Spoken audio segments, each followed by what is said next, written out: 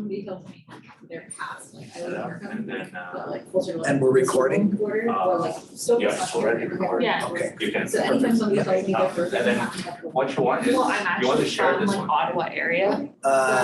This one What area? is on the projector. Yes, I do want to share it. And then for the students, Barhaven. you can share this. So like I'm maybe like 20 minutes from Barhaven, Okay, right. just south. And then This one. there's a number there. Okay. Match the screen one. Okay. Okay, so. And then on Yeah, that, it's I've not got as bad this. as Okay. Toronto, I would say, but You can press the chat I would there. say our transit system is actually And then kind of grab shitty to be honest. It's not. It's a Okay. slight step up because it's small. Yeah, I Awesome. mean, our OC train is Okay, that's- terrible. I don't know how to run that, but I went to that sort of last summer, so that so. They had to do.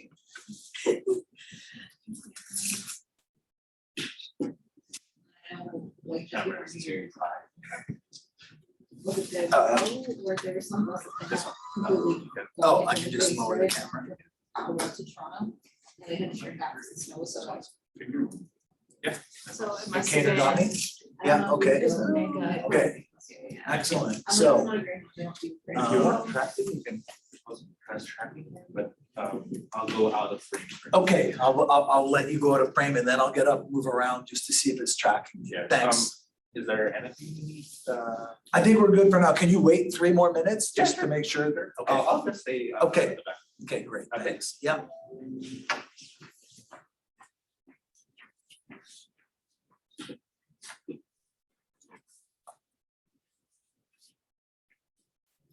Okay, so no, it went right up.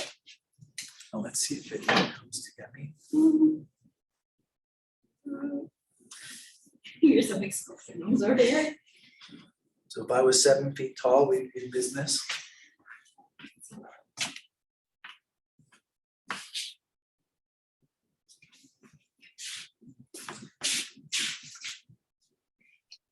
Tracking, Yeah, I think tracking. suboptimal, I think it's not working.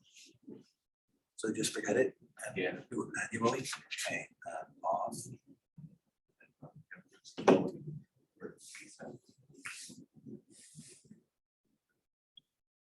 Okay, now it's come down. Just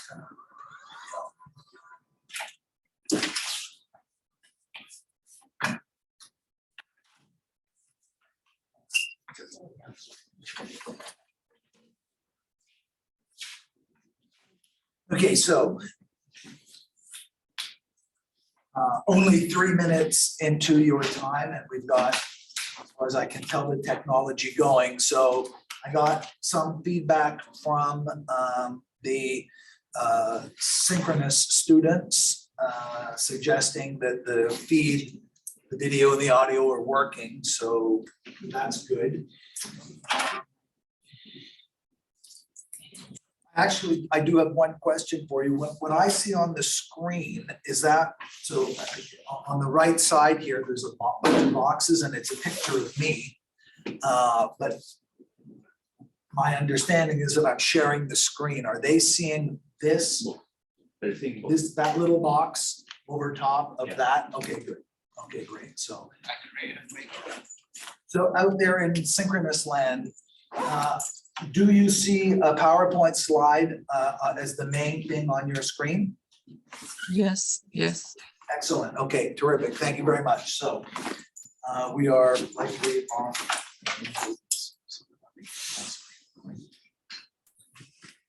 So today we're going to talk about, I've introduced, and I've had you take a look at the first chapter of the probably the most widely read academic work on immigration in Canada, The Making of the Mosaic by Trebilcock and Kelly, or maybe Kelly and Trebilcock. I forget what order the names are on the title. And all along, oh, that's gonna bug me for a little bit here. I'm just moving it.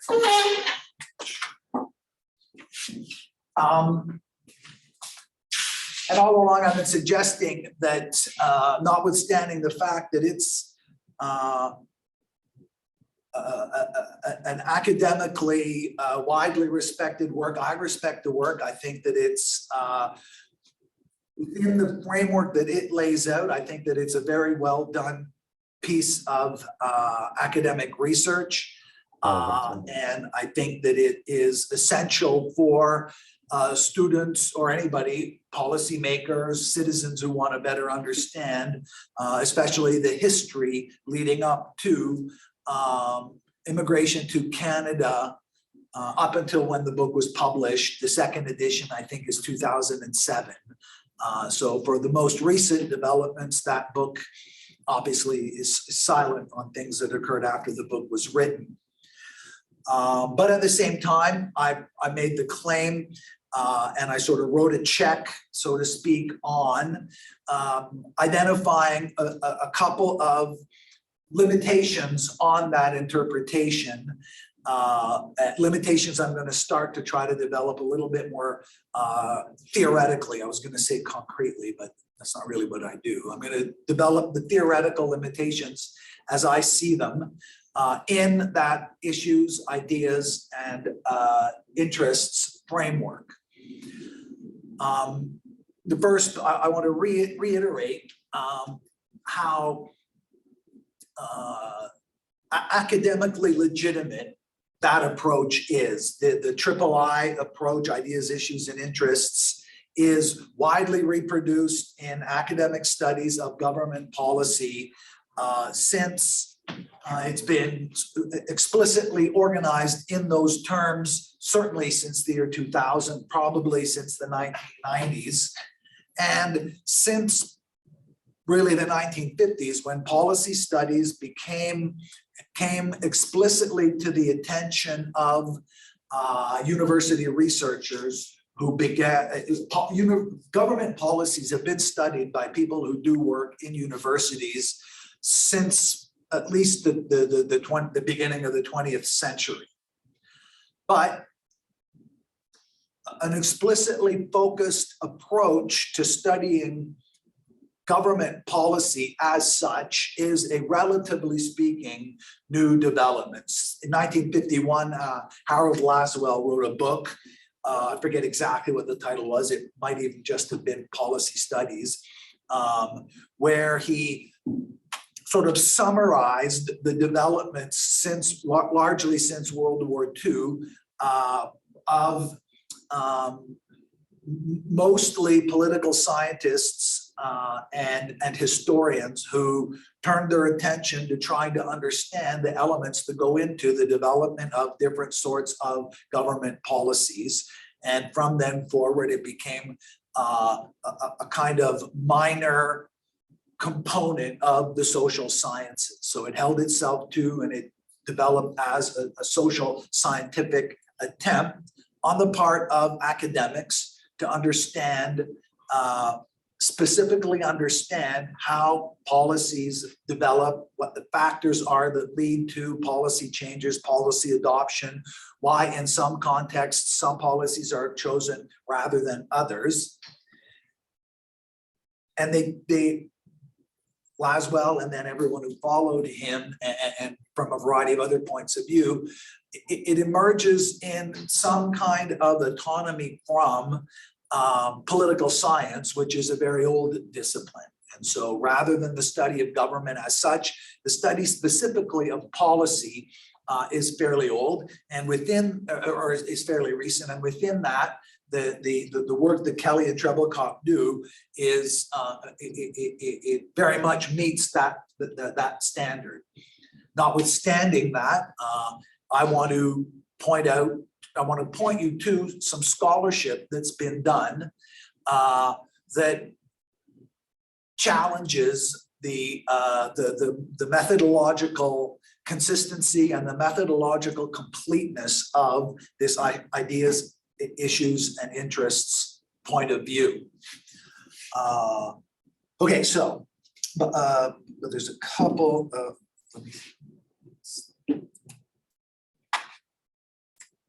Okay, so first of all, I've taken care of, on the side here, can you see the link on the course webpage for group literature review, and can you access your groups? I've checked with one student, and so presumably all of you now have access to that. And so if you're having trouble with that, send me an email, and what I'll try to do is a screen capture just to show you, but it's I think it's pretty straightforward. So you're now all in touch with each other, and hopefully I will be sending out periodically check-in emails to make sure to each of your groups to make sure that everyone's rowing more or less in the same direction for the completion of this work to the greatest extent possible, to the mutual satisfaction of all the people participating in it. I want to avoid emails in April about how Jim hasn't answered a single email since February. And so if Jim's not answering his emails, I'm going to be checking in with you to make sure to see what's wrong or to see how we can fix it. Secondly, and as a kind of modeling of one of the ways that I want you to take a look at the articles that you will be considering for your group literature review, in order to accomplish the goals for today's lecture, we're going to take a look at two articles that would meet the standard that you're being asked to meet for your group literature review. So now I don't quite know how to do this though. Let's see.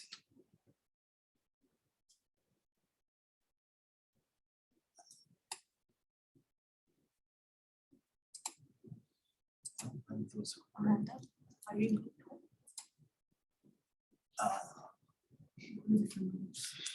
I see. Okay. So I'll be there in a sec, I think. You save it?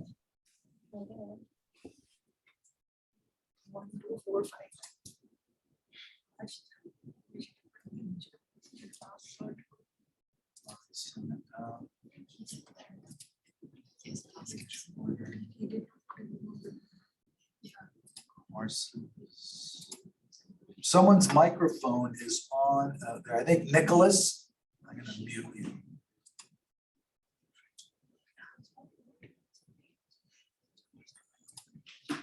Almost there.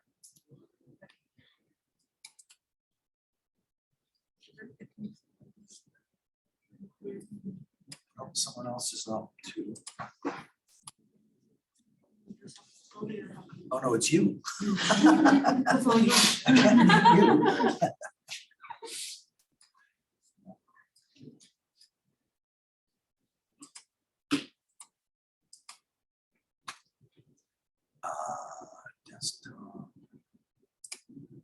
Just I'll be right with you. Sorry, I thought I had this set up now. So here's the first one.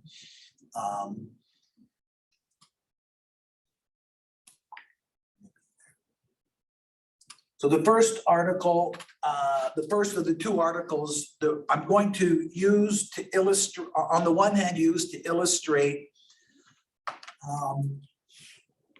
some of the pedagogical objectives that I have in mind for having this assignment in the first place, and in particular to work out with you and in front of you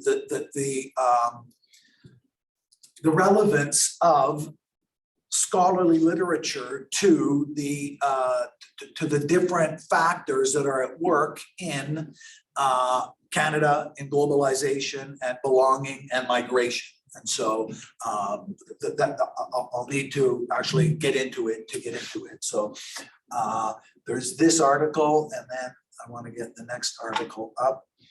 This is fairly recent. Oh, 2022, excellent. So, and then the other article is also very recent now.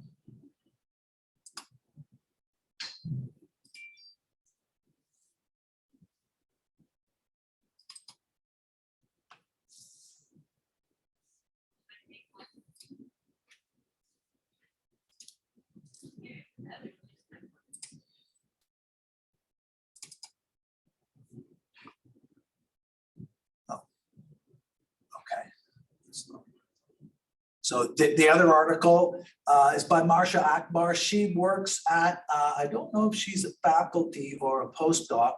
She's at, well, it's identified as Ryerson University on the article, but it's no longer called Ryerson University. It's called Toronto Metropolitan University for reasons that we might get into later, but in another lecture, I mean, but at Toronto Metropolitan University, they have a Canada, forget the exact title of the program, but it's a Canada Excellence Research Chair in Migration Studies. And so they have, Ryerson has, or sorry, Toronto Metropolitan University has devoted institutional resources and set up an infrastructure, a pretty impressive infrastructure for the study of migration from a number of different social scientific points of view. And one of the challenges, or one of the blind spots, let's say, one of the shortcomings of the issues, ideas and interests framework is that it doesn't leave room for itself in the analysis. What I mean is the authors of that book, one of them was a law professor, and one of them was a high-ranking official in the UNHCR, the United Nations High Commission for Refugees. And in the latter case, in a more immediately obvious sense, was a member of an institution that is actively involved in the very development of these policies. And one of the purposes I have for looking at scholarly articles is I want to point out to you that universities are also an active institution in government policy in general, and in particular in immigration policy. And Treblecock, as a university professor, is also, he's a university professor in the law faculty. So lawyers, law schools produce the people who write laws, interpret laws, and defend people and prosecute people. So the law schools are extraordinarily important institutions in a number of different ways. And the law school, maybe a little bit more immediately, obviously, can be seen to also be a player, to be an actor in the development of the different components that make up immigration policy, immigration law, and immigration reality in Canada. It's through lawyers. It's through lawyers that the Department of Immigration set up the regulations through which Seneca and all the other universities and colleges in Canada have been able to recruit and admit students whose tuition fees cover a very significant portion of the operating costs of this institution. And so the international students themselves are here partly through mechanisms designed, implemented, controlled, revised by lawyers and by the legal institution. And all the other students at Seneca also are, and employees and faculty, also by virtue of, even if only, and I think it's more than this, but even if it was only by virtue of the trend over the last 10 or 15 years for an ever and ever greater share of the operating costs being covered by the tuition fees of international students, that has an impact on my job and the reality of what I'm doing, and also on the reality of domestic students. It's allowed, largely speaking, almost everybody agrees. It seems to me there's no other explanation, but I haven't explored it in great depth. But tuition fees, however high they are now, would be even higher for domestic students, everything else remaining the same, if international students weren't paying double, triple the fees that domestic students are paying. And that also, so there's that, and that I think for many people, it immediately makes it clear that the nature of the institutional connection between universities and colleges and migration and immigration to Canada. But there's an added component that I want to, an added connection that I want to call to your attention that's central to the alternative framework I'm going to be discussing. And that's the connection between, on the one hand, the university and the college and the labor market, and migration and the labor market. Both of those connections to migration and immigration are increasingly important. The connection between labor and migration in Canada, but I think everywhere else around the world, but our focus is Canada, has been explicit. It's been clearly articulated that there is a very, very important connection between migration to Canada and all of the different dynamics that character all dynamics and forces and mechanisms that are at work working in Canada, and the role of labor in the overall economy. So from 1867, from even before 1867, migration to what is now Canada was deeply influenced by and the concern of all of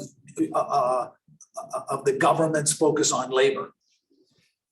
Since World War II, at least since World War II, in Canada and in many, many other constituencies, but in Canada certainly, there's been a very, very broad consensus about the fact that the Canadian economy and Canadian labor market is in many ways deeply interconnected to the production and reproduction of knowledge in universities. Universities have increasingly been understood to be a crucial component in the successful operation of the Canadian economy, and in particular of economic growth.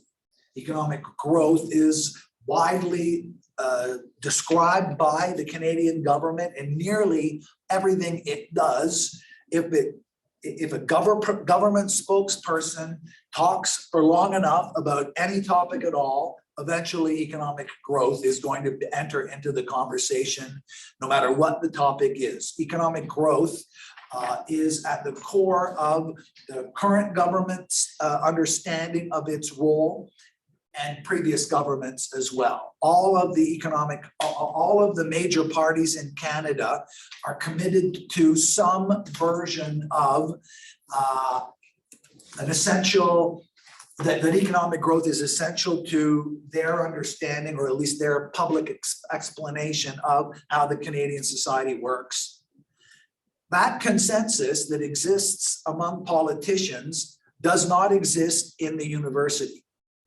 It is not the case that economic growth, that all social scientists agree that economic growth is a necessary condition for the successful operation of the society. I just noticed here, sorry. So Stazal asked in the chat if they're aiming for articles that are less than 10 years old. No. There's no time limit. There's no formal time limit on how old the articles are. So just, I saw it in the chat now, and I apologize for how long it took for me to do this. I'm still getting used to going back and forth, so it's going to take a while. In my own defense, I've often missed hands being raised in the classroom for a while, so it's a mitigated defense, but it's at least fairly distributed neglect, not specific to the synchronous world. So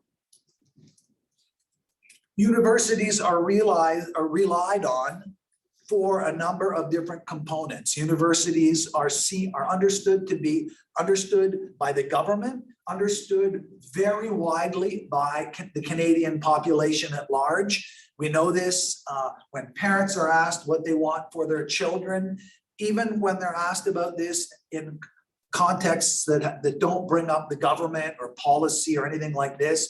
Many parents want their children to go to university because they believe that that is at least one solid route for the kind of future they want for their children. It's a widely understood view. The university education is important, an important component to the successful operation of the labor market as a labor market, and also in ways that are connected, complicatedly connected, also in the individual paths of people who want to enter into or re-enter into the labor market. The university is a player in this. They're not neutral, they're not referees, they're not they're not neutral and they're not referees. Okay, so, and what it is that universities do is they produce knowledge and they reproduce knowledge. And one of the ways they produce, one of the places where knowledge is produced and also reproduced is in these kinds of articles. So we're going to take a look at these articles, and in doing that, we're participating in that work of the university in producing and reproducing knowledge.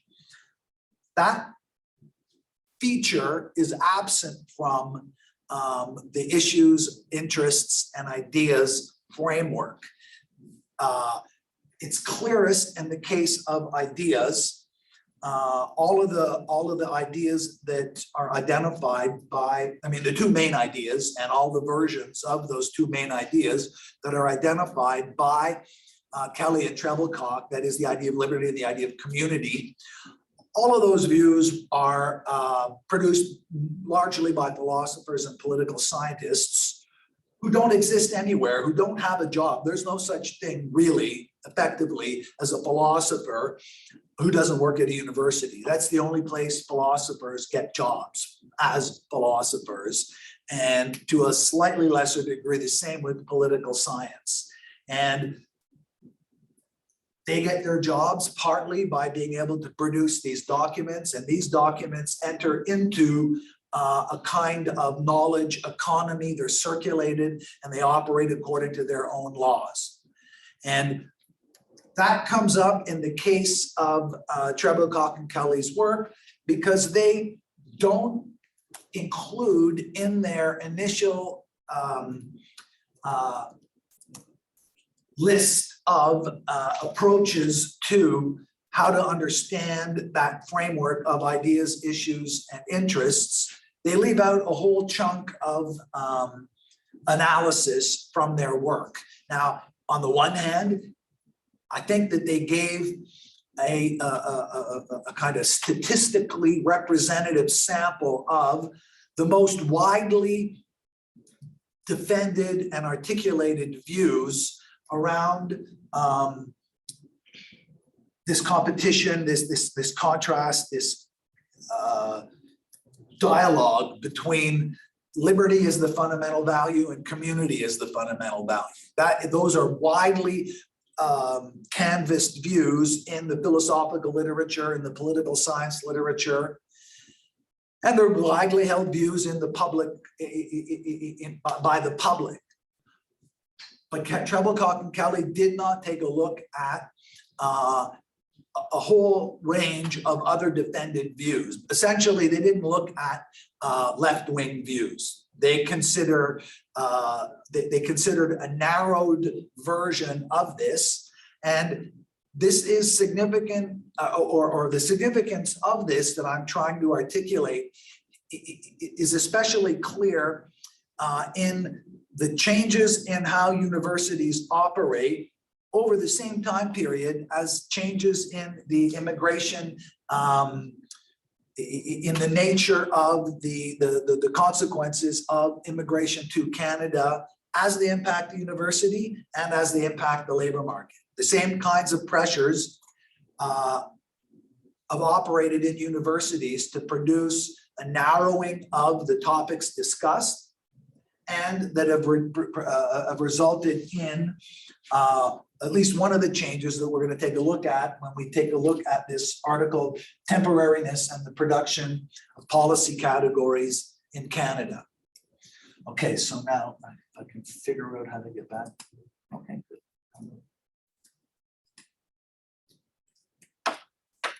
And so the alternative view that I'm going to defend, and I'm going to defend it mostly, not exclusively, I'm going to defend it mostly in order to call to your attention the strengths and a few of the weaknesses of Trebilcock's work, and not primarily to defend the merits of the historical materialist policy analysis itself. It is the case that I think that is the historical materialist policy analysis is the methodologically most complete approach to trying to understand how policy works. However, that's not the main reason that I'm doing that. If we were doing a graduate course, or if we had a lot longer to just do this, then I think I would perhaps pursue it that way. But for the most part, it's the contrast between this approach and the other approach or it's in order to make this contrast that I'm going to bring it up. So.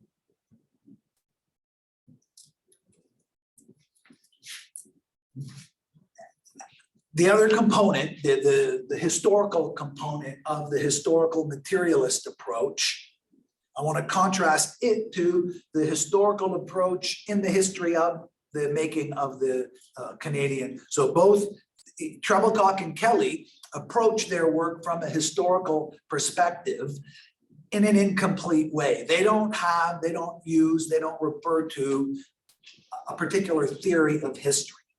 They write as though, and I'm pretty sure they just believe this, and lots of people believe this, and I guess in a way, maybe they're right, that history is just what happened 77 days ago, plus what happened 76 days ago, plus what happened 75 days ago, that it's just the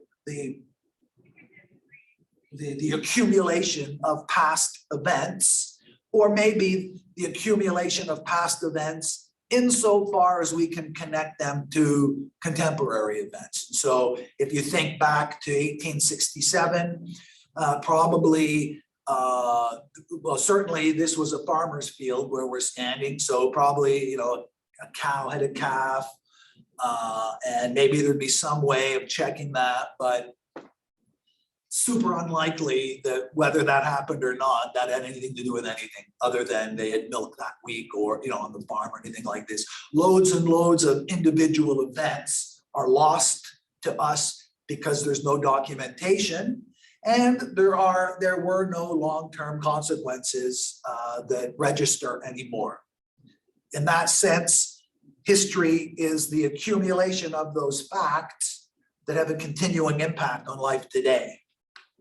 But already that's a very large slippage. There are things going on today that in 2 years from now, it's going to be clear that they were historical even. So a terrible earthquake happened in Syria and in Turkey. Thousands of people are dead, maybe tens of thousands. And we won't know for days and weeks exactly what the scope of that disaster is. But the working out of that disaster is going to depend, at least in part, on some of the differences between what's going on inside Turkey and what's going on inside Syria right now. The day before the earthquake hit. Syria is in something of a civil war. Turkey is in its own way undergoing fairly considerable transformations. And both of those transformations have a complicated historical arc. Syria came into existence after World War I, partly as a result of the same forces that led to the creation of Syria, namely the dissolution of the Ottoman Empire. On the other hand, the appearance, the discovery of oil in primarily in Iraq and Iran and in Saudi Arabia, Oman, and so on, had an ongoing and a kind of a dynamic in the sense of ongoing and changing impact on the role of Syria in terms of global geopolitics. Turkey has been a very important geopolitical, very important to Europe. And at least because it's important to Europe, it's important to Canada for historical reasons. So all of which to say, from the point of view of today, we're not in a position to be sure yet. So today being February, whatever it is, 2023, we can't tell today all of the different components that are from the past that are impacting us today, because some of it's actually ongoing. And that theoretical complication, that philosophical complication is absent from Trebilcock and Kelly's work. There's no internal connection, no theoretical, not even a discursive internal connection between what history is and how institutions and ideas and issues change over time. They just tell a story. And when you tell a story, while you're telling the story, you almost always, and in their case for sure they know the ending.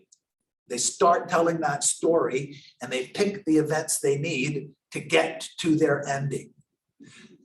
The other approach is a little bit different. So what I want to spell out, I want to identify a couple of features in the otherwise very valuable historical account that's given of the changes in the immigration law in Canada by Trebilcock Kelly to mobilize or to justify considering other approaches to understanding the nature of the relationship among those three. The real problem, as I see it, the real shortcoming is the articulation of the ideas and the issues and the interests largely independently of each other. And the framework I'm going to take a look at, the historical materialist approach to policy analysis, understands those three components to be actively and permanently articulated with each other. Okay, so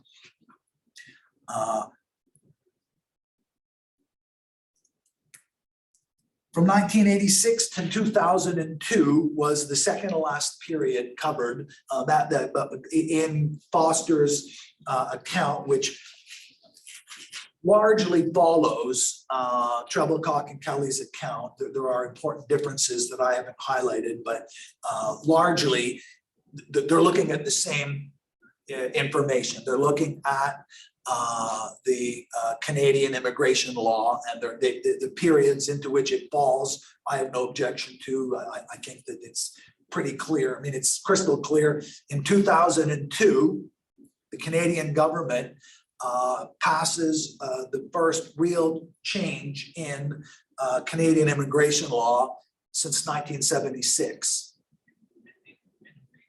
2002 represents the beginning of or the real significance of that transformation has to do with the term that doesn't show up, at least not very much, in Trebilcock and Kelly's book, and that's globalization and neoliberalism. Globalization is a more widely used term than neoliberalism is. On the other hand, I mean, it's perhaps a consequence of how widely used the term it is, but globalization, widely used, very different understandings of exactly what it is, ranging from total disaster to the cure for all our problems. So there are people who interpret globalization as an absolutely terrific thing, and there are people who depict globalization as a terrible, terrible thing. And the interesting part, I mean, let's say the conceptually interesting part is that there's a little bit of overlap between the aspects of globalization, the people who think it's going to fix everything, and the people who think that it's the cause of all our problems. It's largely the same features that they identify. It's just that the people who don't like globalization identify them as the cause of the problems, and the people who do like globalization identify them as the solution to the problems. And those of us who don't like it, we call it neoliberalism. And largely what we have in mind is the attempt to, well, from our point of view, from the critical point of view, it's the attempt to impose market solutions on all human coordination problems, all of the different ways that humans have to coordinate our efforts. With globalization, as neoliberalism is the attempt to privatize everything, to place market incentives on all human activity, or as many human activities as can be converted to market-based incentives. And so that's absent, that perspective, a perspective that has generated a debate inside the social sciences that's super strong since at least the year 2000. Let's just roughly say since the year 2000 within the university social science departments around the world, not just in Canada, not just in the United States, around the world, social sciences, for all sorts of different reasons, for most of the different reasons that characterize the work of the social sciences, they have attended to globalization in all of its different formulations. And they've attended to it in a way that is theoretically and methodologically much broader than the discussion that's given to it, to the issues that it covers by Treblincock and Kelly. Okay, so now.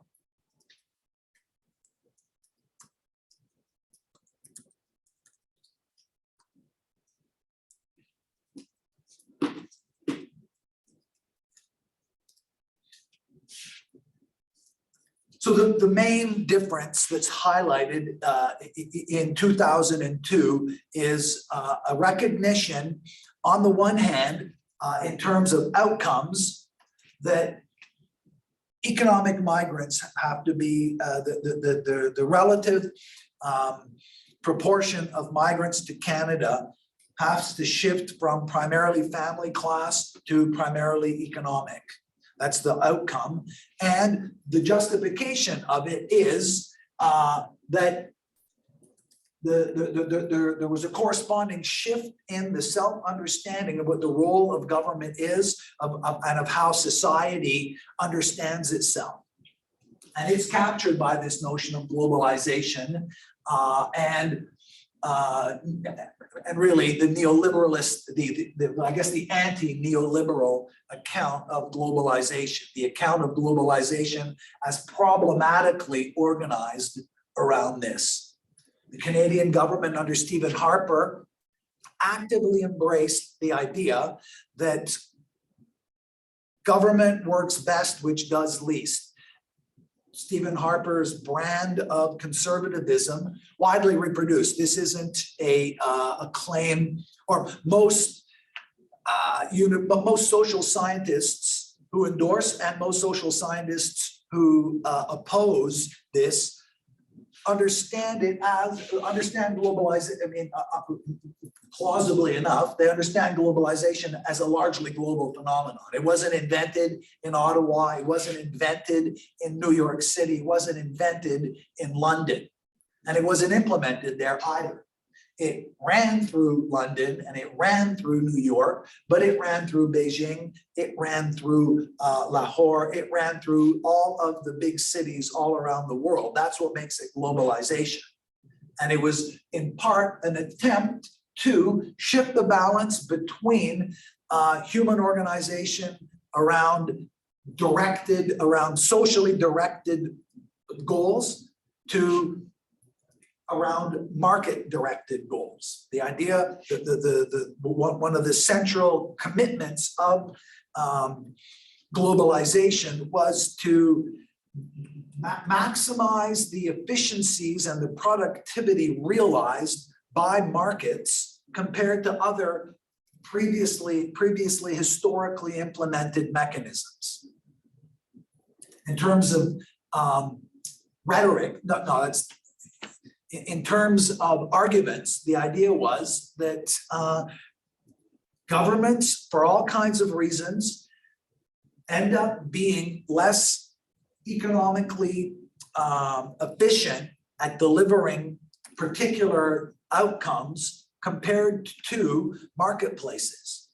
And for that reason, in a world with limited resources, if we don't accurately target all of the areas where those efficiencies can be realized, we're going to be diverting resources away from real needs to the to paying for the luxury of those inefficiencies.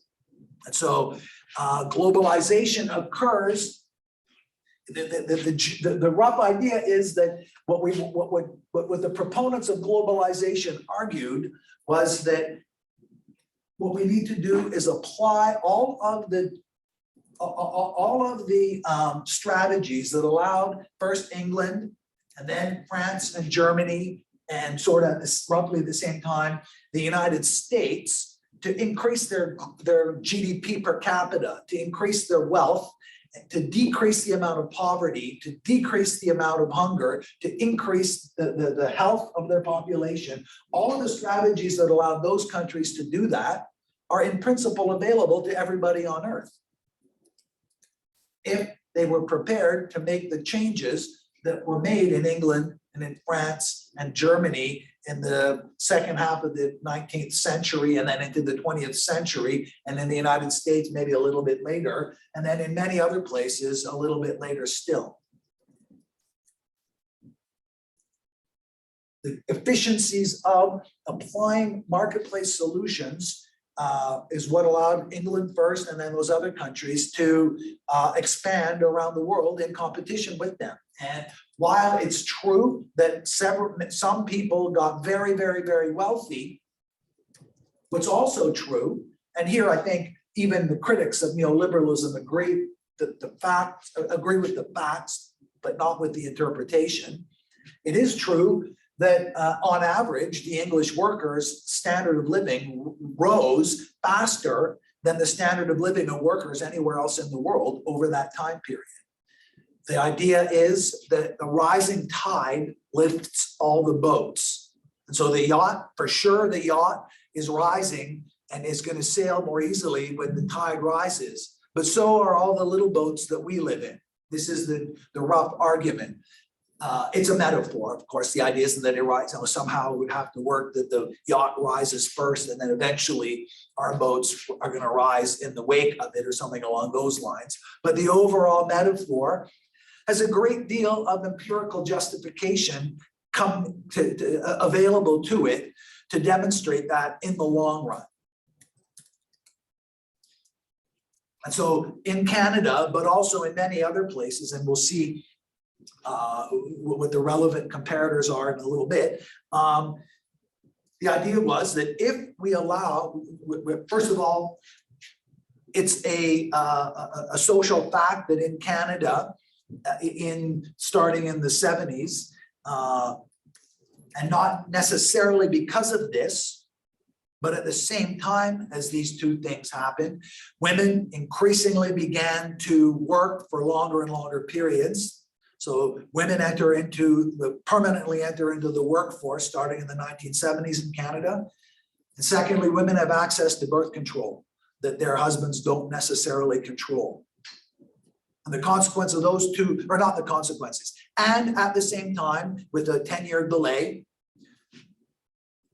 Canadians' families had fewer and fewer children. And so the result of which Canadians were not reproducing themselves at even the replacement rate. Canada would not be able to, according to the best knowledge available to people who study demographics, Canada had to bring people in order simply to replace the workers as they retired and died.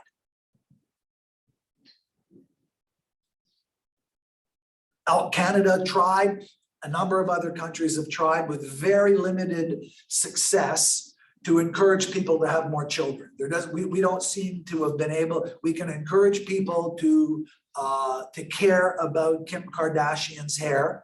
And we can encourage people to do all kinds of things, but we seemingly can't encourage people overall to have more children. So for whatever reason. Given that, the government of Canada, all the governments of Canada have acknowledged the only available solution, even just to maintain our current standard of living, is for there to be a higher level of immigration than many other countries need in order to be able to reproduce, in order to meet that minimum replacement of humans in their society. So that's a policy given for the national government of Canada. We absolutely need immigration. The question is, who are we going to, how are we going to do it? How many, and from where, and under what conditions? And so starting in the 1980s, 1990s, a greater and greater emphasis in the discussions, eventually resulting in a shift in policy where we went from previously, I had the slides up last week, we had more family class immigration relative to business class. And over time, over the 80s and 90s, that proportion flipped. And so now in Canada, we have fewer and fewer, we have a lower and lower percentage of family class immigration and a higher and higher percentage of business class immigration.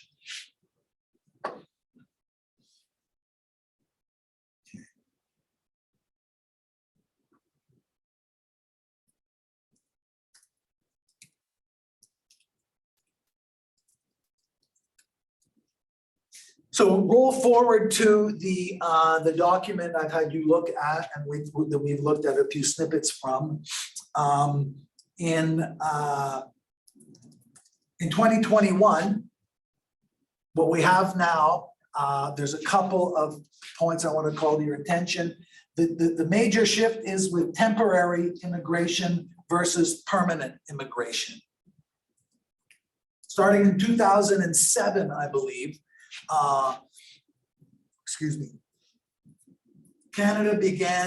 Canada along with a number of other, another acronym that's widely used in the social sciences, OECD, the Organization of Economic Cooperation and Development.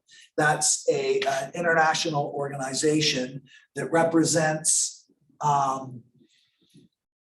it's a research and policy organization that has enormous resources, and it basically represents rich countries with the top GDP per capita are mostly represented. Their interests and their societies are analyzed, and policy suggestions are generated through the OECD.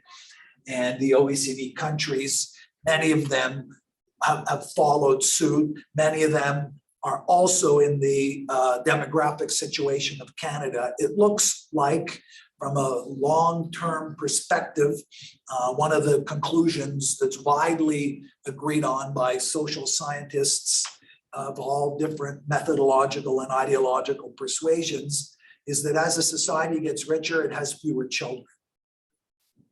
Notwithstanding, so all of the OECD countries love children. They all talk about children. They have cute pictures of children. They say children are the future, et cetera, et cetera. They love children in every way except actually having them. And so now, I don't want to be overly cynical about, I want to be just cynical enough about it. There are all kinds of different beneficial outcomes that seem to correlate with smaller family sizes. And it's not a neutral feature of most social scientists' analysis of this trend, that it's not just when societies get richer, it's when women have access to birth control that they can control themselves, that they have smaller families also.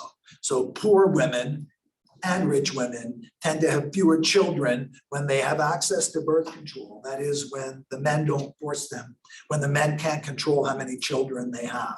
So one interpretation of this, a feminist interpretation of this, is that family size was controlled by men in societies where men could control this. And to the degree that men can't, to the degree that women regain control over the choice of not just how many, but when to have children, that tends to go, it tends very, very broadly to go down. When women have the choice to have children, to the degree that women get to choose, they tend to choose fewer with children than in societies where women don't have that liberty to choose. Exactly what that means, wide disagreement. And I mean, not interestingly, but a methodologically important feature that isn't immediately obvious to people who aren't familiar with the social sciences. It's not enough to answer that. So the question would be, well, what's going on? Why is it that what's going on in a society such that women are given, when women are given the choice, they're having fewer children? It's not enough to answer that from a social scientifically rigorous manner to just ask every woman on earth. Ask them when they're 10, how many kids do you want to have? And then check in when they're 50 to see how many they had. Or ask them when they're 10, then when they're 11, then when they're, each year or each month. And that's at least in part because we don't, most of us don't know every reason why we did everything we've done, right? If you're asked, well, why didn't you study harder for your grade 10, algebra test? If you look deep down, you know that, maybe there was your mom got in a car accident that night, and so of course, but maybe there was a good rerun of Happy Days, or whatever's going on when you were grade 10. We can't really be sure why we do many of the things we do, and so social scientists resist this idea, and that's the same general methodological problem that I tried to describe for you for history. The history of today can't properly be understood simply as the accumulation of all of the facts that went before. Some of those facts are more important, and some of them aren't clear to us right now. We don't know for sure right now why some of these things happen. Sometimes we have to wait for the future to disclose to us what it is that was going on while it was going on. And so most social scientists reject as inadequate a kind of accumulating grain of sand model of knowledge generation. So, but what do the changes look like? The key change is this the dramatic increase in temporary residence versus permanent immigration. Canada sees itself as a country of immigration. But immigration is expensive in some ways. And one of the ways that it's expensive is that the children of all of these people, we pay for their education with the taxes on your copy. And if you have a job, the taxes on your job, it goes to pay. Their children are back in Jamaica and Sri Lanka and the Philippines. And in some ways, we're helping pay a little bit by the wages that they get. And many temporary residents send money home, remittances back, and they come to Canada largely because the wages they can achieve here are higher than the wages they could get back home.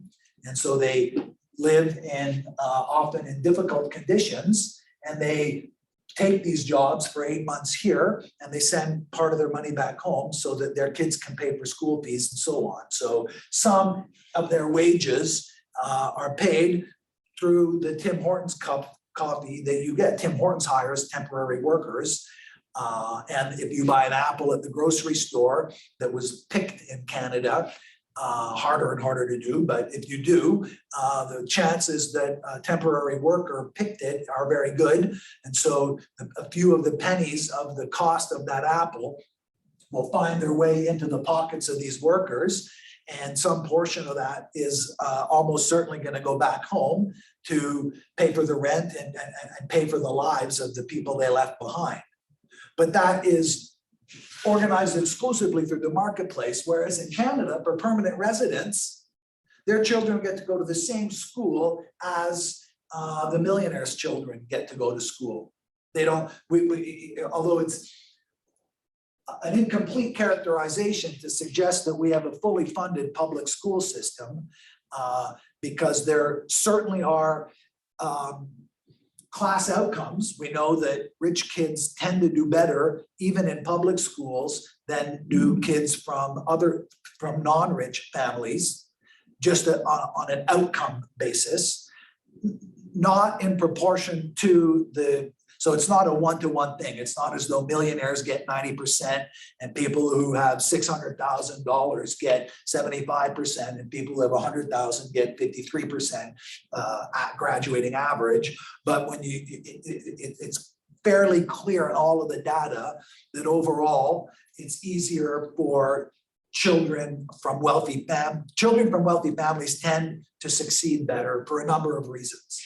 And what those reasons are is a super important, hotly debated, poorly understood area of public policy, including what's going on in the colleges and universities, so that it matters. Or at least almost everybody believes it matters. And for that reason, a wide range of perspectives are still being explored in the universities that turn their attention to their own operation, to what's going on as learning institutions and also what's going on in high schools and elementary schools. But to a great degree, not so much with universities and colleges anymore, but high schools and elementary schools, the very large percentage of the expense is covered by by taxes. And so I don't even know where the closest high school is, but whatever the closest high school is to here, for the most part, the students are getting very close to the same education, and it's paid for through the public purse. These immigrants' children get that, and we pay for it. These don't. And they have to go home at the end of the year. Permanent immigrants, the labor that they do is covered by Canadian labor law, and they have the same rights in the workplace as I have, someone who was born here. Different legal labor rights accrued to the temporary residents. And their whole social status depends on their employment status. If I get fired or if I quit, it's not like I lose any of my labor rights. It's not like I lose my voting rights. My rights exist independently of my employment situation in Canada. Not so and that's true for permanent residents and for people who get their full citizenship, no matter where they were born. Once you're a full citizen in Canada, your employment status doesn't connect to your social status. That's not the case for temporary residents. And that the increased reliance on temporary residents is a feature of globalization. Okay, so in this article, Temporariness in the Production of Policy Categories, Marsha Akbar writes, since 2007, more temporary foreign workers than landed economic immigrants have entered Canada, indicating the country's increasing dependency on temporary migrant labor. By 2014, the number of temporary foreign workers became about 3 times higher than that of landed economic immigrants. Canada issued more temporary work permits compared to the admission of permanent reference, so in 2019, and then I just updated her, just as a side note, the way these journals work is you write the article, you submit it for publication, and then other people read it. It takes a while. There's a gap, a time gap between when you submit it and when it actually gets published. And, if you're writing about Edwardian poetry or something like that, if you're writing about Shakespeare, not much has changed in Shakespeare in the year between when you've written your article and when it gets published. But if you're writing about immigration policy, that delay can be marginally problematic, but there's no way around it. So it's hard to get academic information that's right up to the minute. So this is about as close as you get. So, but because I don't have to run this through an editor and so on, I'm able to give us the up to 2021, but it's the same dynamic that's being captured.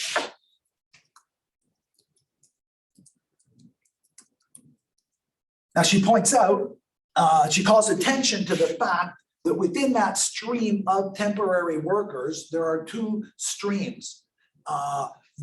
One stream that she follows the ministry vocabulary in using, and she calls it low skill and high skill.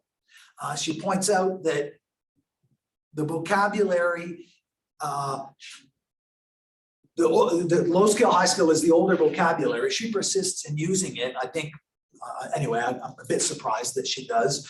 Even the government went from calling it low skill to high skill to low wage and high wage. Now, there's problems in both sides of it, but what do you think some of the reasons that the government might want to be careful about describing low skill or low wage compared to high skill or high wage? So that's me.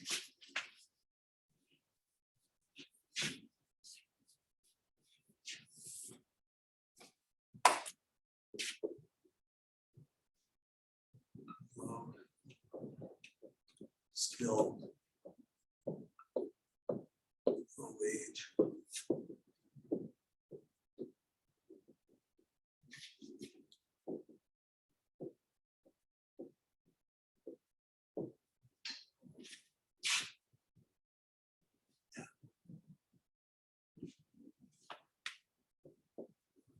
What's the difference? What are some of the differences between these two?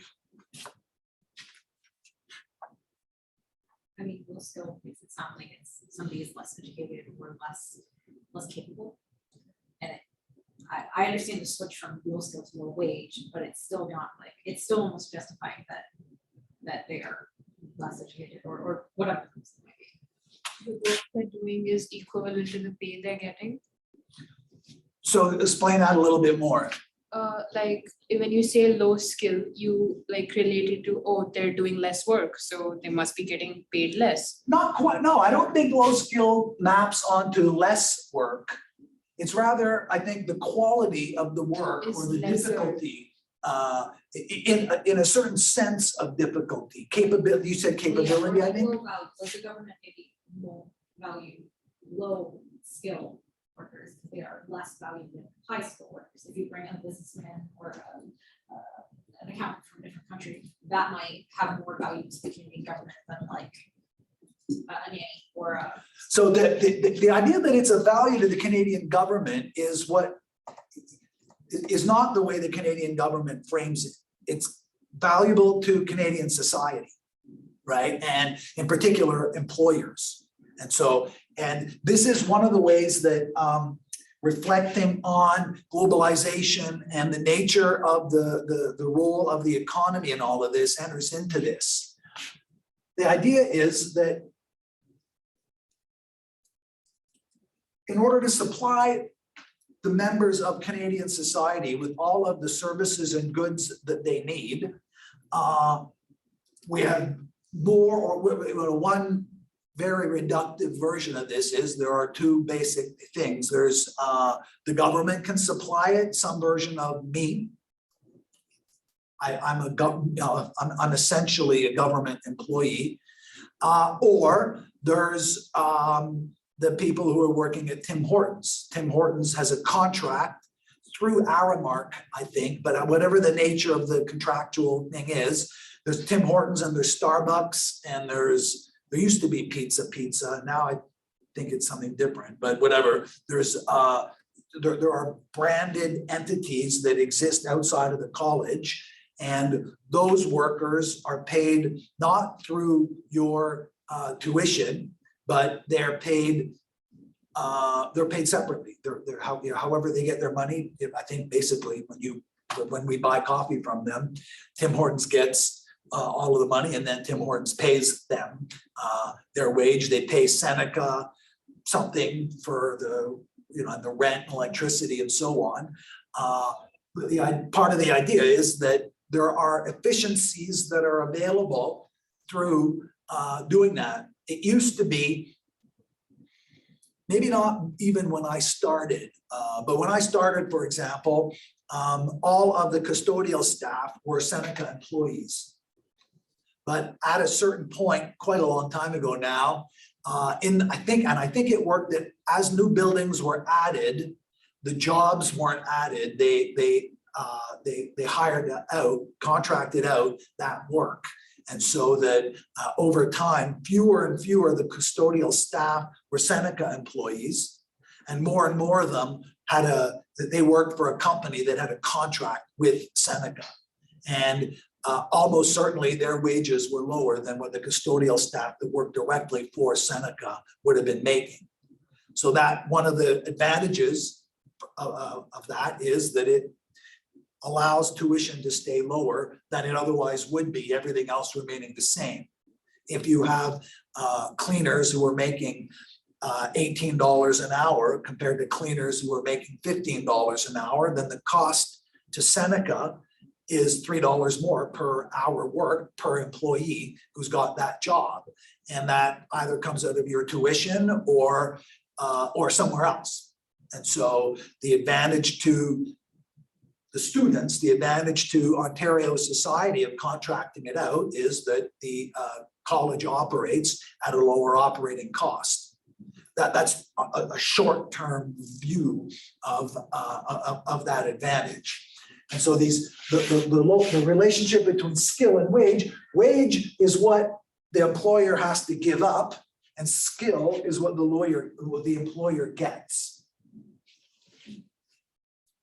Now, the government has to satisfy the employers, and it has to satisfy employees. It has to satisfy employers organized into interests, and it has to satisfy workers organized into interests, and also parents who are hoping to send their students to college and university. There are multiple constituencies, many of them organized, explicitly organized as interests, so that the employers' groups, the Canadian Chamber of Commerce, for example, I mean, it might not sound like it, but the Canadian Chamber of Commerce is an organization of employers, right? And they're not interested sort of abstractly in commerce. They represent the interests of business owners. And so insofar as they have views on employment, it's from the perspective of employers. And at the Canadian Chamber of Commerce, they have people whose full-time job it is to coordinate with the Canadian federal government to make sure that all of the different activities of the Canadian government that have an impact on the interests of the members of the Canadian Chamber of Commerce are going to get, I mean, the way they describe it is we'll get input, but what they really mean is to the greatest degree possible, all Canadian laws will favor employers. That's what they're there for. On my side, on my side as an employee of the college, I'm represented by the Ontario Public Service Employees Union. We recently passed a motion that we also are supposed to say the French version, the syndicat the fonction except for whatever. So, but I'm represented by a union. I didn't negotiate so David Agnew didn't hire me and he didn't, come up with I didn't negotiate a contract. The college, full-time and partial load faculty, working conditions are determined collectively, and we signed a contract. And our union's a very, very big union in Ontario. It's one of the biggest unions in Canada. And it also has permanent employees whose job it is to monitor what the Ontario government is doing. And I don't actually know for sure, but I'd be very surprised if they didn't have some kind of also permanent connection to national labor goings on.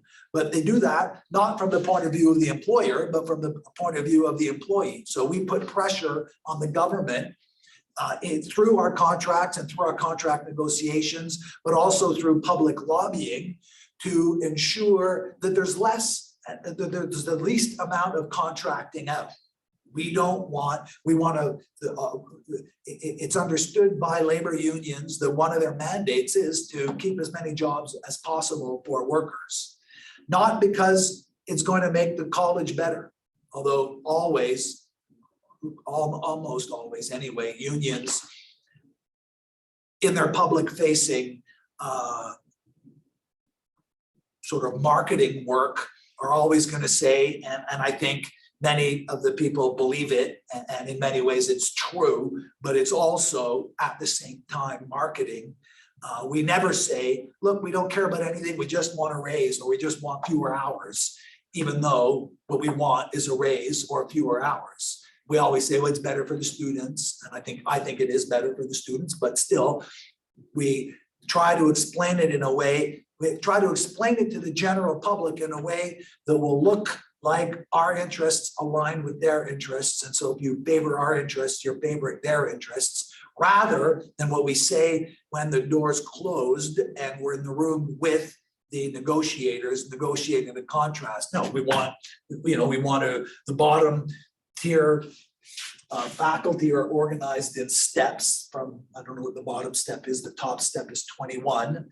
And you start at, depending on how many years of education you have and so on, but each step has a salary associated with it. And each year, not quite automatically, but effectively automatically, you go up until you get to step 21, and then that's the top step. So the wages go up there, and that's one of the things that's negotiated with the faculty. And we make sure that the laws governing all these things, or we do our best to try to convince the government, to the ministry that runs the colleges, that labor law should reflect our version of what things are, with limited success when it's a conservative government, and with marginally better success when it's other kinds of government, although not recently, not as far as I can tell. There's a chat. Oh, thank you. Okay. Where did it go though? Okay.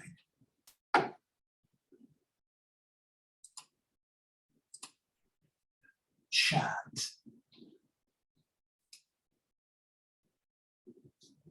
So Ariana says, high wage requires more training education. In principle, it does, and there's overall across all wage sectors and all classifications, there's a good correlation, but it's a little bit trickier than that. You can't really, the people engaged often disagree, so that I'm trying to think, so that you can imagine that the top physicists, so physics PhDs are going to think that if you were told, I'm a physics PhD and I say physics is the hardest discipline, and then someone else says, well, I'm a chemistry PhD and I say chemistry is the hardest discipline, it requires the most amount of brains.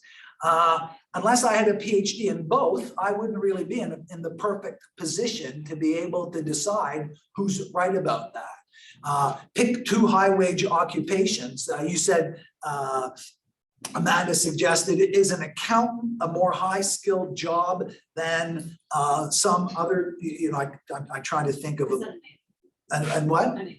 A nanny, but to try and pick, so I suspect that very few people would be likely to agree off the top of their heads that an accountant and a nanny have the same, require the same kind of skill to do their jobs excellently, let's say. But there would be loads of jobs where from the outside, you wouldn't really be able to say one way or the other. Is a dentist more skilled than a chiropractor? Or, well, you might be tempted to say, well, a dentist has to go through an undergrad and then a longer education period, but you might want to work it out like that. But in principle, there'd be a bunch of very close level, closely associated formal measures of the requirements to acquire the credential allowing you to perform that. But sometimes the pay difference is considerable. Dentists make a lot more money than chiropractors. And they're pretty close. I'm not 100% sure about this, but I've heard other people say this. So let's just say, it's at least not impossible. But at a real estate law firm,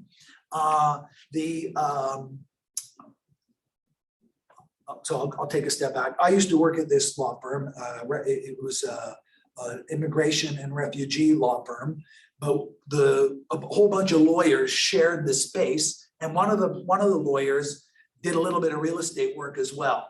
And I was a receptionist basically, and I sat in the room with the other receptionists, and she called herself a secretary, and she had worked for a real estate secretary, a real estate law firm.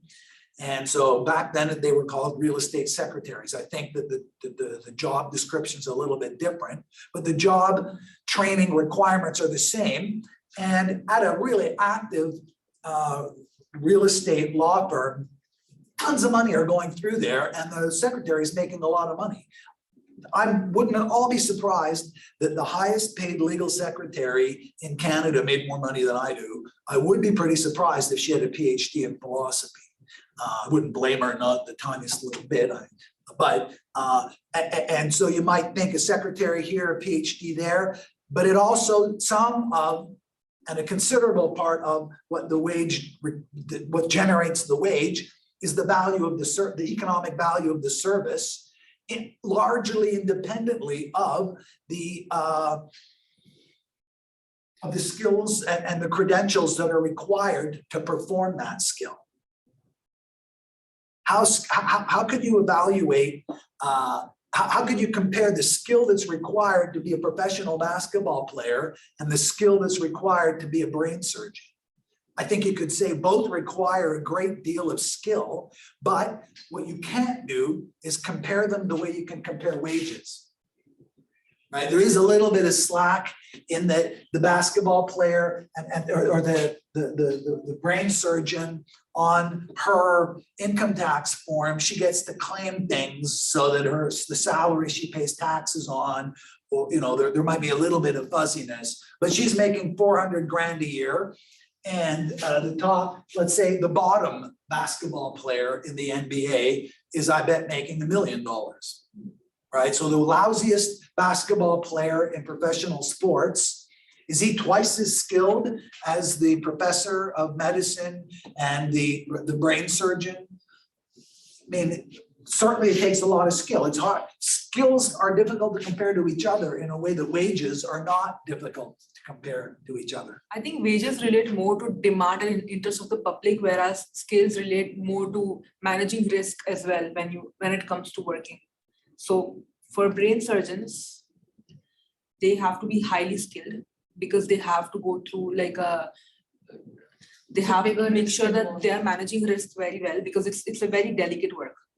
Whereas in Looks easy on TV, but Grey's Anatomy. So whereas for wages, if you're about an NBA player, it's because of the demand and interest of the public, they're more higher on the wage level, compared to other professions.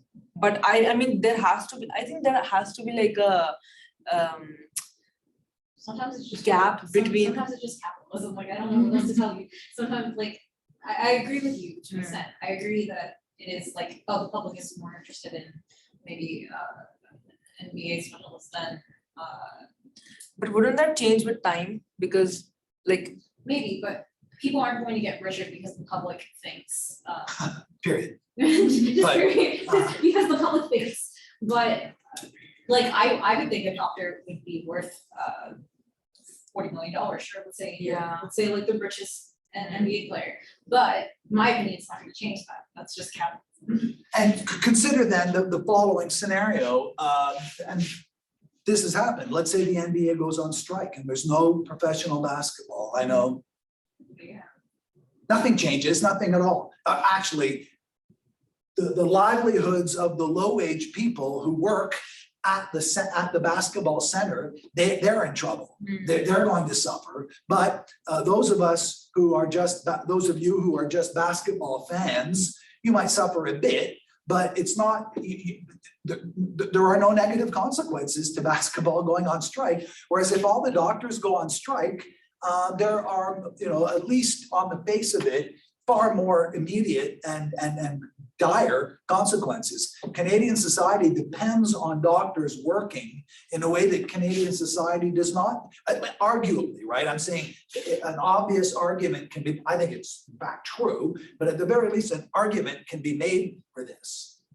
The difficulty then though becomes the low-skilled workers or the low-wage workers, we also need food. And where these low-skilled, low-wage workers work, primarily two areas, childcare and agriculture.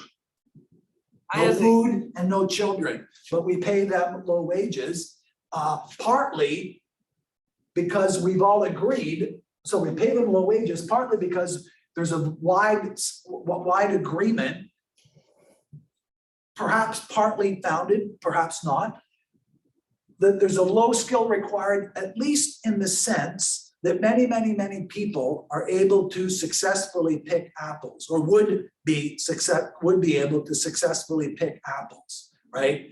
I bet under the right circumstances, all of us could go and pick apples for a while. Now, I bet that we wouldn't be as good at it as the people who do it regularly, but I think we'd get the hang of it pretty quickly. And as long as we were able to show up every day, we'd be able to be apple pickers. I may be mistaken about this, but I don't think I am. With a nanny, it's a little bit different, or maybe even a lot different, but still a lot of people meet outwardly the minimum formal requirements to be able to do the job.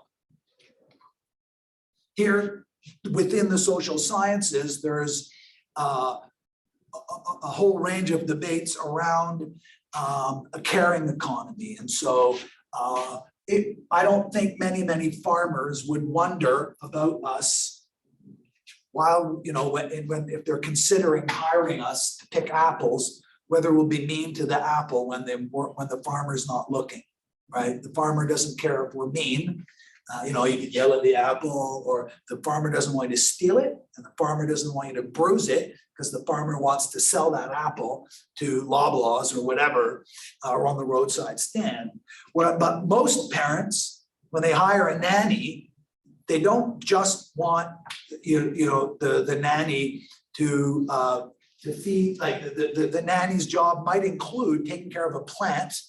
But the kind of care, the kind of work she does with the plant is different in the imagination of the parents when they're hiring the nanny compared to what the nanny is doing with and for the child, their child. And how that gets translated into wages, essentially, from within a variety of different social scientific disciplines, the disrespect that's given, the economic disrespect that's given to the kind of work that nannies do is a classic manifestation of the extent to which we still live in a patriarchal society. Men who sweep floors are deemed, or that's probably a bad example. But there would be work that like the care dimension doesn't enter into the wage structure anywhere nearly as easily as does many other aspects of work in other kinds of jobs that don't involve caring. And so that's an added complication. Is that what you had in mind though, Ariana, when you said high wage requires more training education? That's globally true, but it's the object of some social scientific disagreement. And it's the nature of that disagreement that represents the blind spot, I'm arguing, in the ideas, issues, and interests framework. One of the things that happens at universities and colleges is nursing professors implicitly and explicitly convince their nursing students that the value of their work depends on the quality of their education and their training. And having a university, the Nurses Association agreed and argued for and helped establish a bachelor's degree in nursing, probably not primarily to improve the knowledge of nurses in overall, but to improve the working conditions of nurses, to improve the respect that nurses get from doctors on the ward, from patients in the hospital, and from the public at large. The university does that partly by formalizing the education, but also by situating nursing work as an equivalent kind of work as other sorts of to transform nursing into a profession rather than a vocation. Nurses get paid better, not for their caring, but for their knowledge, more or less officially. The wage improvements are easier to map onto, easier to justify, easier to achieve when they're associated with more knowledge rather than with more care. Okay, so.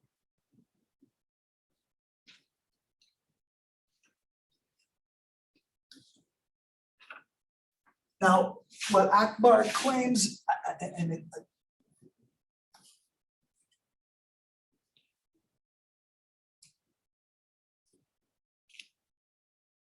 so Akbar, in the paper, Akbar says she claims to demonstrate how temporary migration policies have systematically created a high-skill, low-skill binary within the regulatory framework, producing regulated temporariness for a class of low-skilled workers who have various employment restrictions and limited to no options for transition to permanent status. So low-skilled workers, they operate in that reality, whereas, where did that sentence end? And the relatively privileged class of high-skilled workers with fewer employment restrictions and multiple pathways to transition. So if you had the apple picker and the brain surgeon, they're both from Jamaica. And the one is here on a high-skilled temporary permit to work as a doctor. Her working conditions are much more favorable than the working conditions that the temporary agricultural worker works under. If he loses his job, he is his status goes away right away. He has to leave Canada. I mean, he doesn't have to leave Canada the minute he gets fired, but I think the week or, there's a very close delay. They're monitored more closely, whereas the higher skilled employees that are temporary workers operate under much more, how does she describe it? Relatively privileged relative to the other temporary workers, not relative to permanent residents, landed immigrants, and naturalized citizens.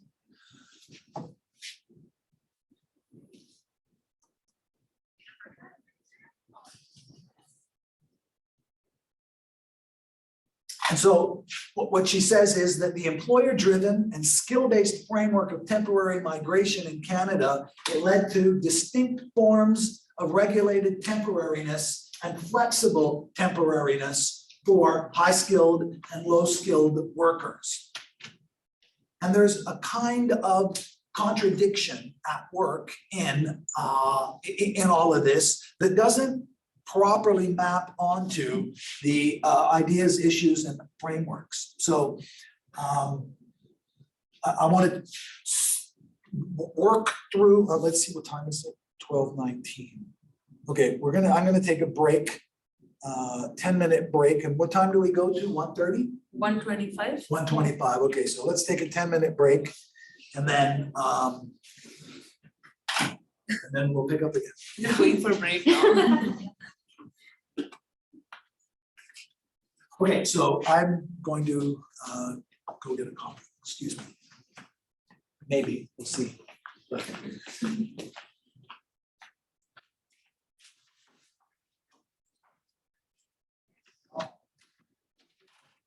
Review, next week, week after.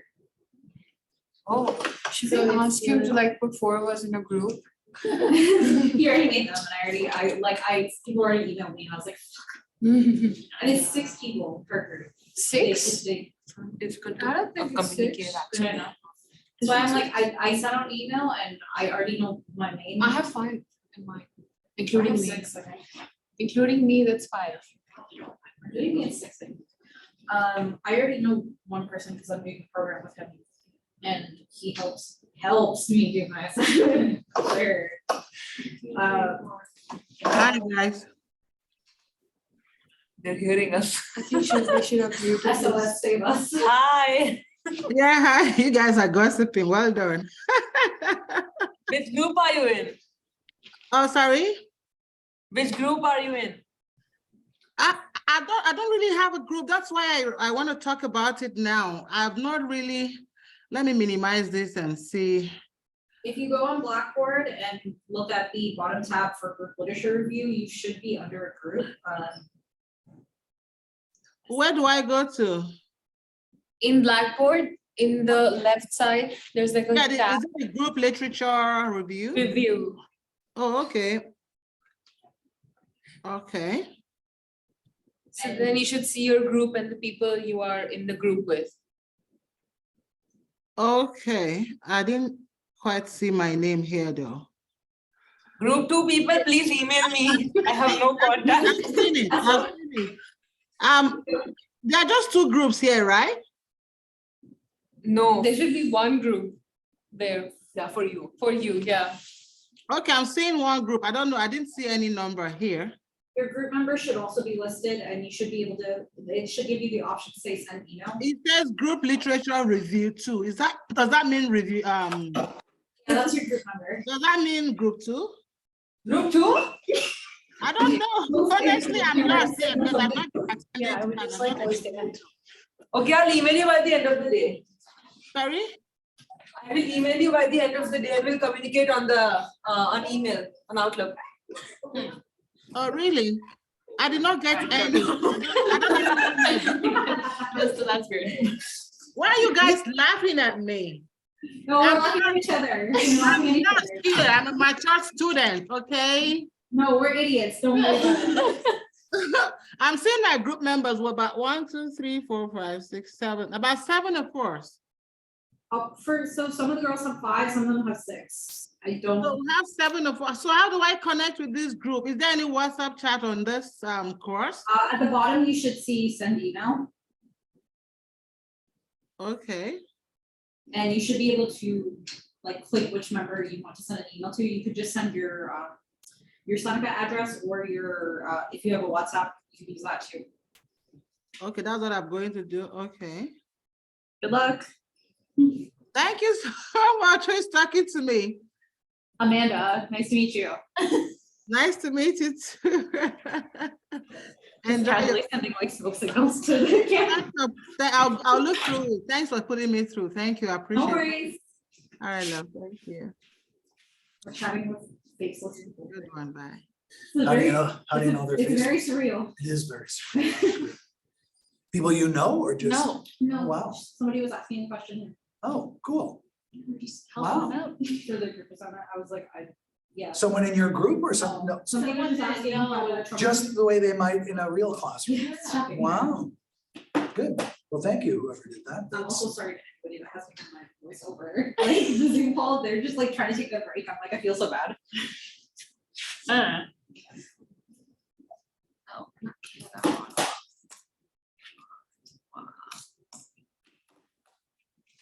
It's 6 members for mine, what is yours? I have 5. I know, it's kind of mixed. Yeah. And one group right now, one of this, well, anyway, yeah, so 6 and 5 is what the groups are. One of them might be 4, it's not 100% clear, but if it is 4, moving like into next week, I think I'm gonna take one of the 6 groups, take one of the people in that group and move one person into the 4 group. Well, right now I have half the group responding, which is good. Including myself. Yeah, the girl who like initiated our group, she just said that there's one person left. Okay, that's good though. I've had, Because it's 2 days, right? Yeah. Yeah, so yes, that is good. I've had groups that like, you can wait like 2 weeks and you'll never get a response from them, and then the night before it's due, they're like, Oh, hey, how's it going? I'm just like, I don't know. I've already done all the work, it's fine. It's normally how it goes. It's But like- get used to that, if that's how you are now, I know. and people, like there's no conspiracy, you've randomly been dropped into a group. And later on, whatever it is you're doing in your life, those people are there too, so. Yeah, um, I work pretty well independently, like whenever like it would be like, oh, you can pick group or you can do like by yourself. I always do it by myself because I'm like, I just work so much better in that way, like I'm in control of my own I project. like smaller groups. Or yeah, like or 2 or 3 people that I know I'm better with, but like at the same time, I'll do my work, it'll be done. And then Right, everyone else. and I mean, and a separate component of this that doesn't apply as well when it's done sort of Somewhat electronically and so on, online, is somewhat some people are different. good at motivating other people Yeah. and or getting other people to do, like, there's different, Yeah, and that's good.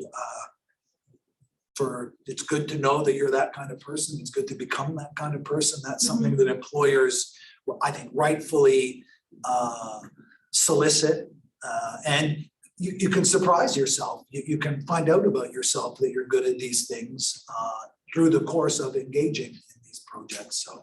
When I transferred to this program from my diploma program, it's a lot Oh, of. you didn't finish your No, I diploma? didn't, Oh, okay. but it's a transfer degree. Okay, So, right. I get like an extra year, so, off. So instead of it being a 4-year program, it's more like a 3-year program. Oh, I see. Yeah.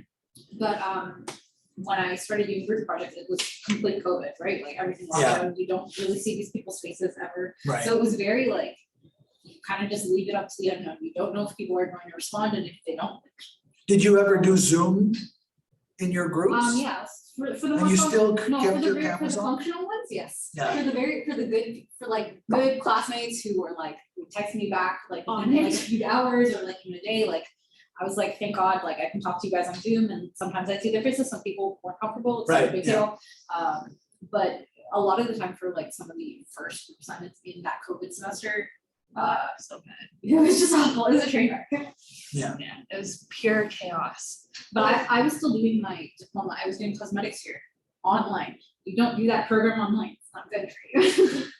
it doesn't, yeah, I mean, No, so a lot of it, like, they eventually got us back into Sunagov to like in very small classrooms, this is like a 10-person class. yeah, But Oh, wow. again, like at that point, we'd already spent like a semester and a half online. I started in 2019.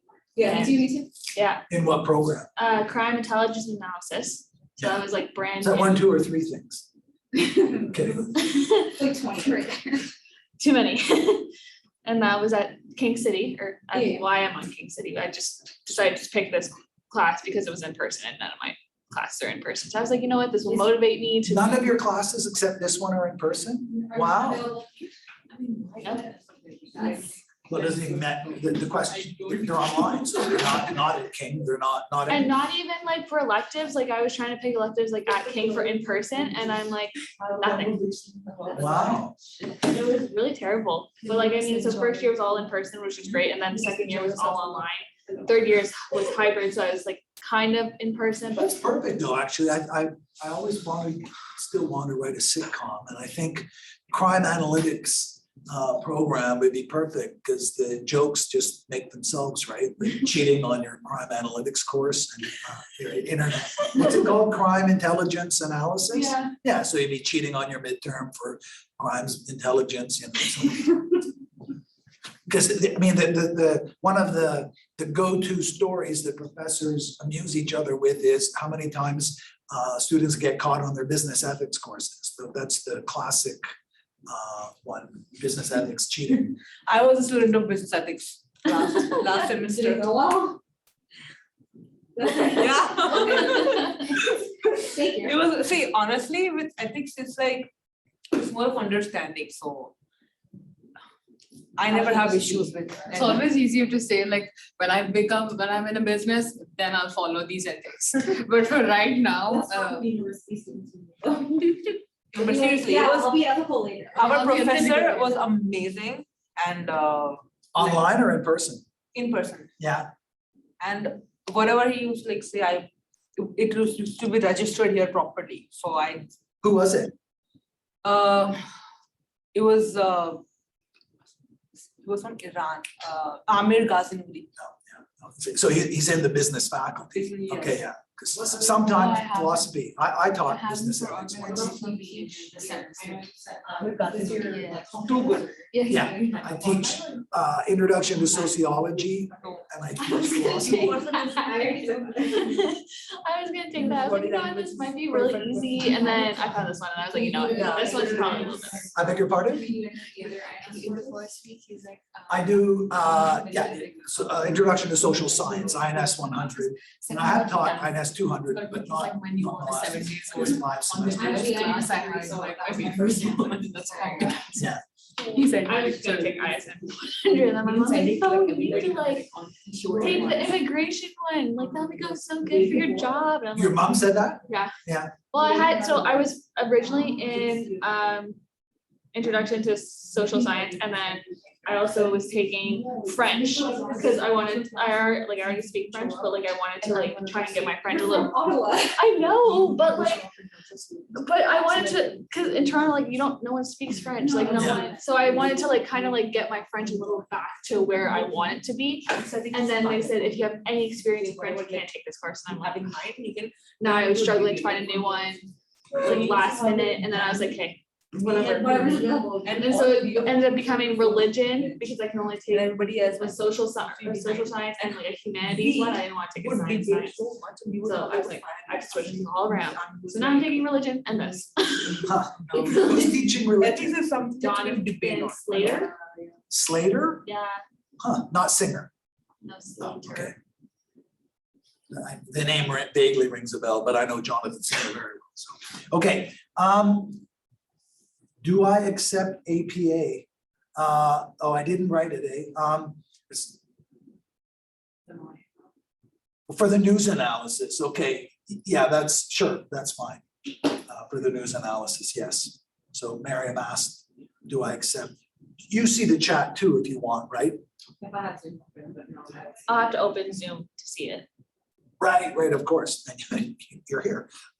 So in any event, it's a good question. APA will be fine. I'm going to double check what I asked for. Did I specify in the group literature review? I better double check. Yes, you specified it must be MLA. In the group, I think the groups. MLA, is that what you said? And I'll like, Yes, okay, you right. specified it must be Okay, MLA yeah. style of citation.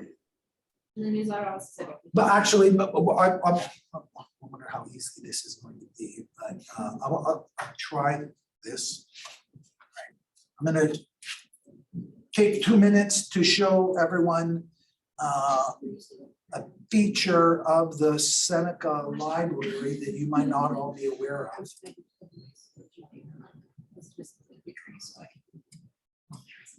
was cosmetics in King, or is that here? It's D building third floor. Okay.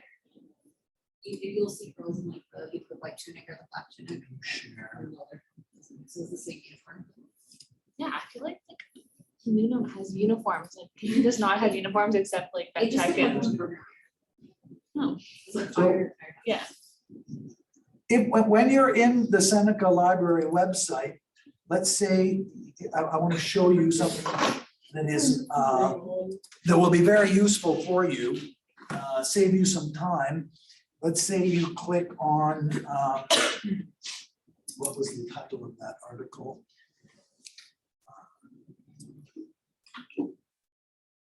Temporariness.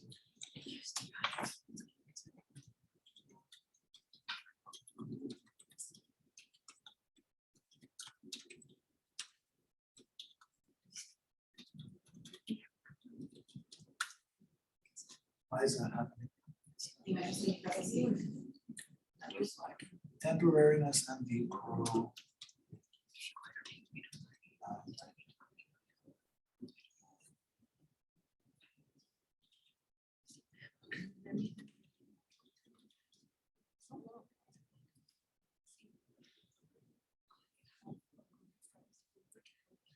So if you go to this article and so just in the item, if you click here, it will produce the citation for you, and you can change the citation style. So this will give you the MLA 9th edition version. Now, they write down here very helpfully, remember to check the accuracy before including them in your work, because for computer reasons that I just completely do not understand, sometimes they get it wrong. I mean, it's just an information, it's just a data field that is located by the software in the library. And so if the data field is improperly filled out upstream from this piece of information, it's not the software's fault, but it is your responsibility. And in particular, I've seen it where the year's not there or this kind of thing. So you're responsible for this, but you just click here and then it's copied, and you now have almost every time the formatted citation in the relevant citation style. So you can collect those very easily. You just click it, put it back into your document, and you have it saved properly. So I imagine many of you, maybe all of you knew that, but now I can be sure that you all know that. And so thank you, Miriam, for your question. Now, okay,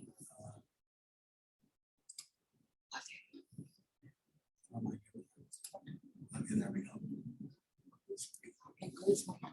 So I want to take a look at a couple of claims that are raised in the article to give you an idea of where I think the shadows and the blind spots of the issues, interests, and ideas framework emerge to some degree clearly. So we have the non-LMO stream was created to, the LMO is the name of the temporary workers program. It was renamed, I think, in 2012, but in any event, that's what non-LMO is. Oh, I moved over there. So the non-LMO stream was created to respond to Canada's growing labor market needs for high-skilled professionals to secure its competitive position in the global economy. That's not a neutral description, certainly not from the point of view of justifying a particular policy. It's not enough all by itself. What a competitive position in a global economy looks like is a very contested notion. If you looked up, even among mainstream economists, the details of what that is. So there are almost certainly a dozen PhDs being written right now about, probably 100 even PhDs just in economics about exactly what the role of labor and competition in the global economy are going to look like. And many of those PhDs are super narrow bits of data analysis, but there are also certainly more methodologically oriented views that map back on in contradictory ways to the sorts of policy prescriptions that emerge from that. Competitive for whom? In what way does the agricultural worker in Canada benefit or lose out as a result of the expansion of this non-LMO stream?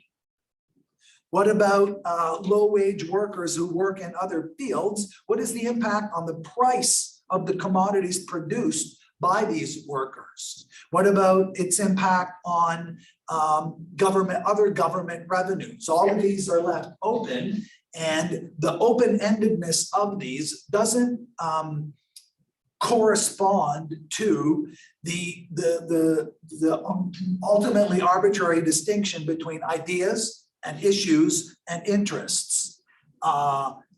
Sometimes they conflict and sometimes they overlap in ways that are themselves the product of the interaction of ideas, institutions, ideas, issues, and interests. And the next sentence I have identified is, before the introduction of the NIEAP, the Seasonal Agricultural Worker Program was introduced in 1966 based on bilateral agreement between Canada and Jamaica to bring workers on temporary visas for planting and harvesting seasons in response to acute shortage of local labor. That's how employers describe it. The way labor describes it is they're not paying enough money. If they were paying, if you could make $50,000 a year picking apples, or say $10,000 a month picking apples, I'm pretty sure that they'd have no trouble finding people to pick apples. But what would be the consequence of that? What would happen? What other things would happen if the farm owners were paying that kind of wage to the laborers picking the apples? You would not have any money left. Well, no, they cost $12 an apple at the store. But also this is seasonal, right? So if you harvest, you get like a few months to sell your products, because in Canada's weather is like, Well, apples last a not little talking longer about than that, apples, but not talking about apples, but other plants and other vegetables and other fruits. So well, I don't know, I mean, I know from the perspective of the grocery shopper that there's apples in the store year round. And so, although often they're not from Canada, still, they were picked somewhere. And if they were picked by someone who's making a higher wage, then everything else remaining the same, the cost of those apples is going to go up. And so keeping the price low is not just in the interest of the owner of the farm, not just in the employer's interest, it's also in the interest of, an argument can be made that it's in the interest of the everyday shopper in Canada to have this program in place so that they can't find people who are already here, who are living here year round, to work at the wage that the price at Loblaws works. And also they can get, they can convince workers to come from Jamaica for 8 months, then it looks like a win-win from the point of view of the government. But how accurate a picture is that? And ultimately, the concern early on, back in 1966 and earlier, was, is this going to expand and is this going to be done? So it's one thing to do it, if I work as a carpenter, I might say, well, fine, keep the price of apples low, but what happens if they bring in the Jamaican workers to work as carpenters also? Is that going to result in either lowering my wage or even just getting, eliminating me completely from the labor market? And it's that trend that critics of globalization argue, and that arguably, at least, this is one of the consequences of this expansion of temporary workers, is that it's had downward pressure on many job categories in the Canadian economy. And so what the government does and what business does and what unions do is they recharacterize the nature of the problem in order to be able to coordinate as many of the interests as are required to achieve the policy outcome that they want. So labor unions effectively, the argument that I think is the most accurate description of this is that labor unions sold out international workers when they agreed to get on side with these programs. And so that workers in Canada benefit from relative insulation of their wages because these are in fairly clearly segmented segments of the labor market. And also their wages are protected in a secondary way by keeping food prices down in Canada. And so all they had to do was sacrifice the interests of their fellow workers who were coming from Jamaica just for 8 months a year. So the unions who claim to represent, unions who do represent workers and who often claim to not just represent workers in their trade or in their sector or in their industry, but who claim to represent the workers' movement, in fact, I think sold out the workers' movement over and over and over again. Now, I'm personally a strong union supporter, so but this is a criticism that I think legitimately falls on the behavior of most North American labor unions, is that they sacrifice the interests of international labor in the interests of their own membership. Okay, so the main point here, though, is that it's sorry, and then the other point I want to call to your attention is that in order for this program to be implemented, an agreement was required between Canada and Jamaica. And so in order to understand how this policy happens, it's not enough to understand what's going on in Canada. You also have to know what's going on in Jamaica. How is it that Jamaica and Canada came to enter into this agreement? Later on, how is it that Canada has come to enter into the agreements that allow for so many students from India to come to North America? What impact is that having on the post-secondary institution system in India to have so many, well, from our point of view, so many, from the point of view of India, of course, India's population is so large that 200,000 students, it doesn't represent nearly the same percentage of post-secondary students in India as it does here, but cumulatively with Australia and the United States and England, US in lower numbers in the last few years, but it's a significant component of international students. In order to understand that policy here, we can't just restrict ourselves to the institutions in Canada and the interest groups in Canada and the issues in Canada. We need to understand at least some of them in their international dimension.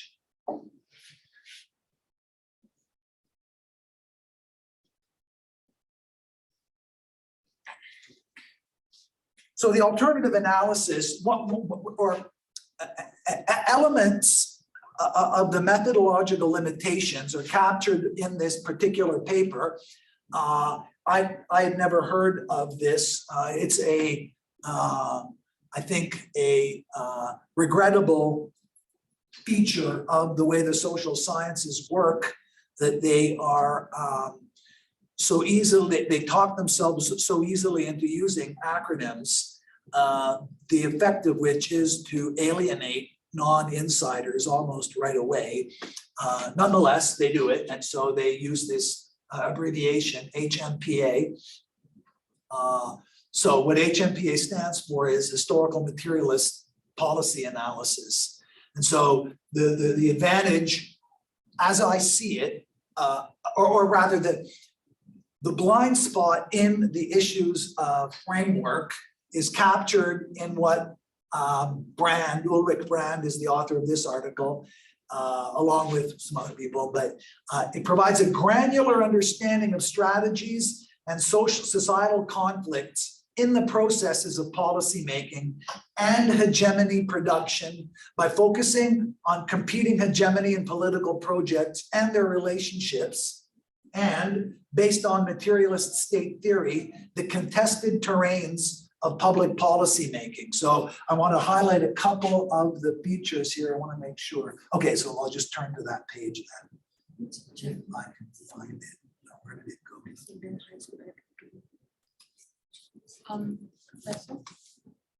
What's hegemony? I'm going to turn to that in it. Okay, hegemony is that's the key point. So good for you for landing on it. That's the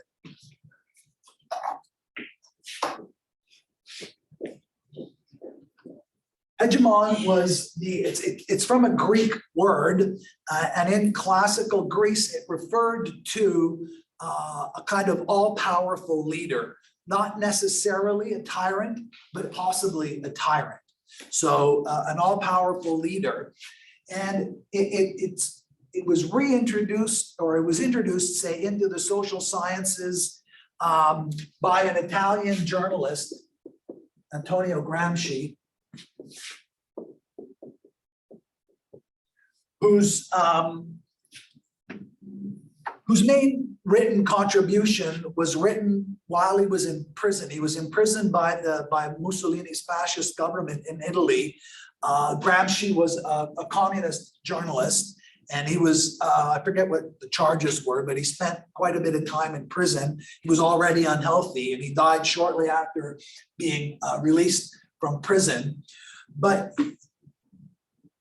Gramsci was horrified by the developments in the Soviet Union, by the Stalinist developments in the Soviet Union, and the extent to which the Bolshevik Party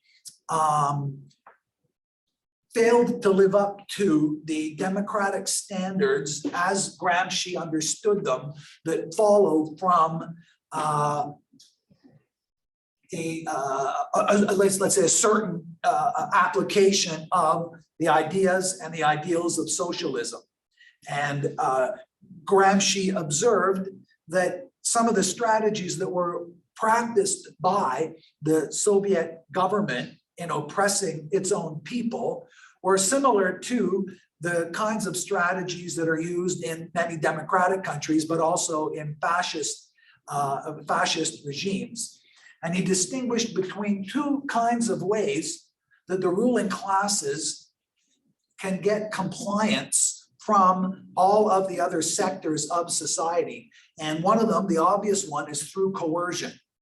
And so the government can put you in jail. He was put in jail for what he published. They can do that.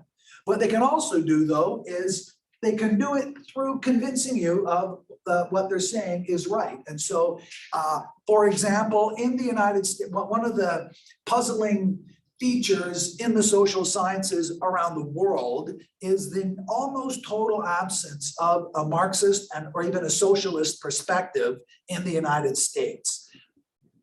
Even in Canada, it looks weird, but everywhere else in the world that has a large economy and an even marginally organized working class, there are socialist parties and effective socialist parties that win, effective in the sense of electing members to parliament and having fairly large representation in the population. Socialism makes a lot of sense to most countries in the world, except the richest countries.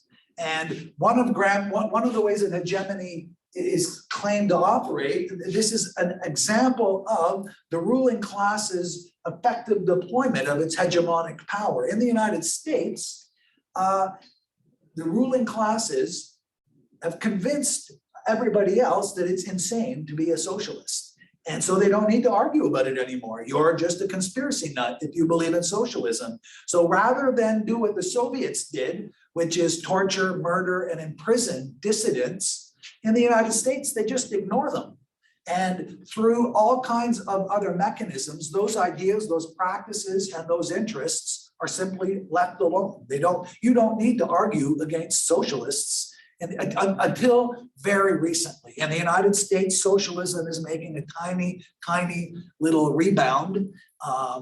But there are kind of chinks in the hegemonic armor of the United States. But I want to turn to that. Would you say also Russia is? I can't. Hegemony? Yes, I don't know, and I don't have much confidence in the information that I'm getting through about Russia right Are now. you telling me that you don't trust Russia's amazing? No, I don't trust ours. I don't trust theirs, but I don't trust our media No. to tell us the truth about what's going on in Russia. It's or China or any of our so-called enemies in Iran. I mean, they ignore all of the bad things we do, and so. I mean, the Chinese balloon is a good example. The United States often acts as though they're not spying all over everywhere. Not always, it came through a little bit on the weekend, but the United States spies everywhere it can. Everywhere. Yeah. But I want to turn to this, I want to find this document and then.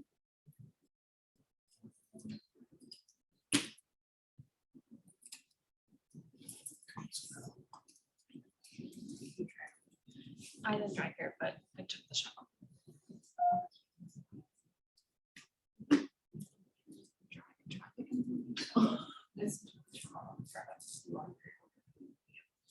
And my roof, I let my roof. Okay, so now, oh, hey, During this, so she's called, so I'm like, it's going to be shuttle.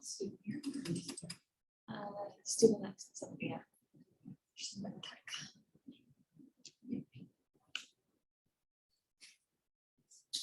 okay, so, right, and so hegemony is the ability of the ruling classes, either through coercion or through the production of a consensus whose effect is to protect and enhance the interests of the ruling class, at least as it understands them itself.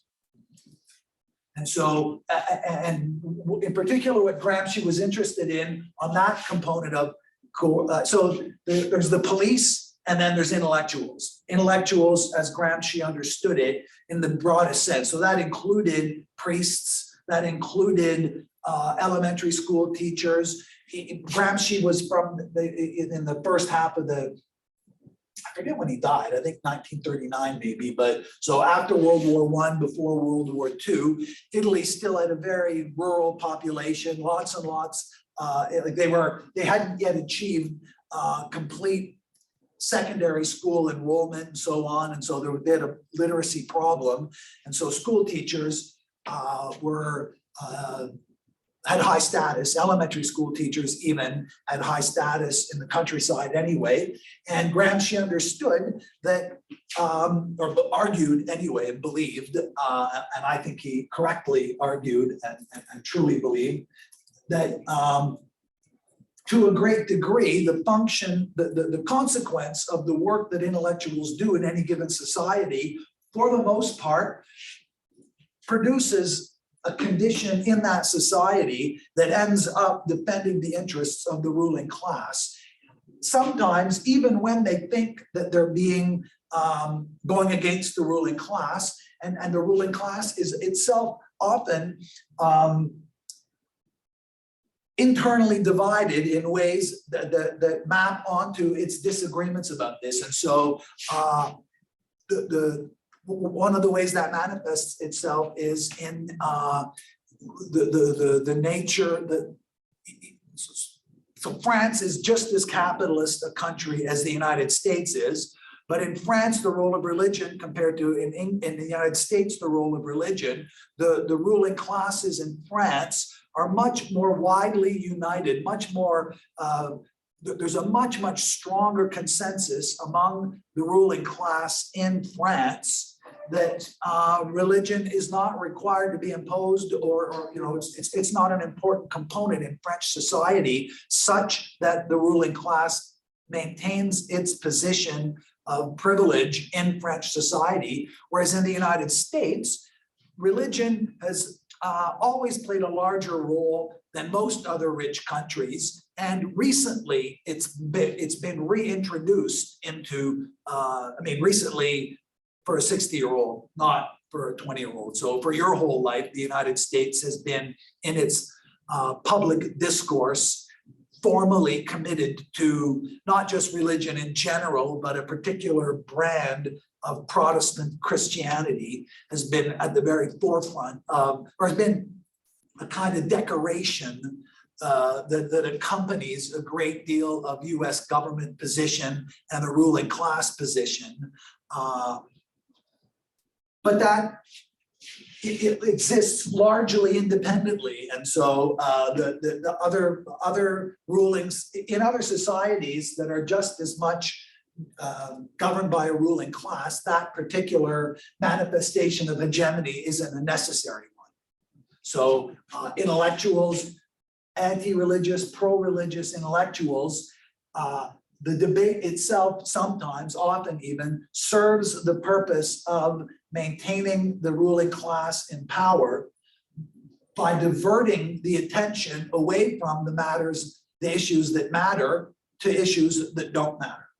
So in the United States, the Republicans and the Democrats, for all intents and purposes, if you watch the mainstream media, it looks like they don't agree on anything at all, and that everything that they talk about, they disagree on. And in a way, it's true, because they only ever talk about stuff that doesn't matter.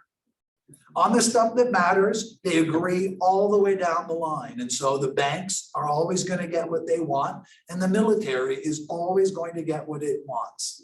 And it's on those issues, there's no problem. You get sometimes unanimous votes in the House. They can't even agree that, that this is copy, but on giant multi-trillion-dollar budgets in the United States, the allegedly super divided, seemingly super divided Democrats and Republicans, they all vote like robots, the programmed robots that they are, to support the stock market and to support the banks and the corporations and the military.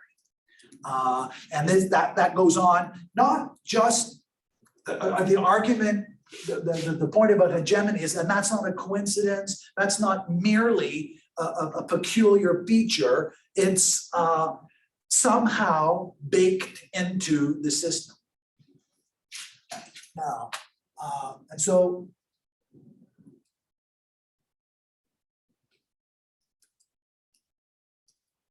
where did that, let me see what my slides. Yeah. So you would say that both the Democratic and the Republicans were just putting on a front of disagreement, but when it comes to stuff that actually matters, they're actually very similar to their ideas, and they don't oppose as much, but then they put on a front that's like, oh, we hate each other, we like completely disagree on everything. That's sort of 90% of what I mean. The 10%, there's loads of these, lots of the individual people actually, I'm prepared to believe, and it doesn't matter from this perspective, whether they genuinely believe this or not. So take Donald Trump, for example. Up until when he started running for president, started running for the nomination for the Republicans, Donald Trump had been a member of the Democratic Party for his whole life.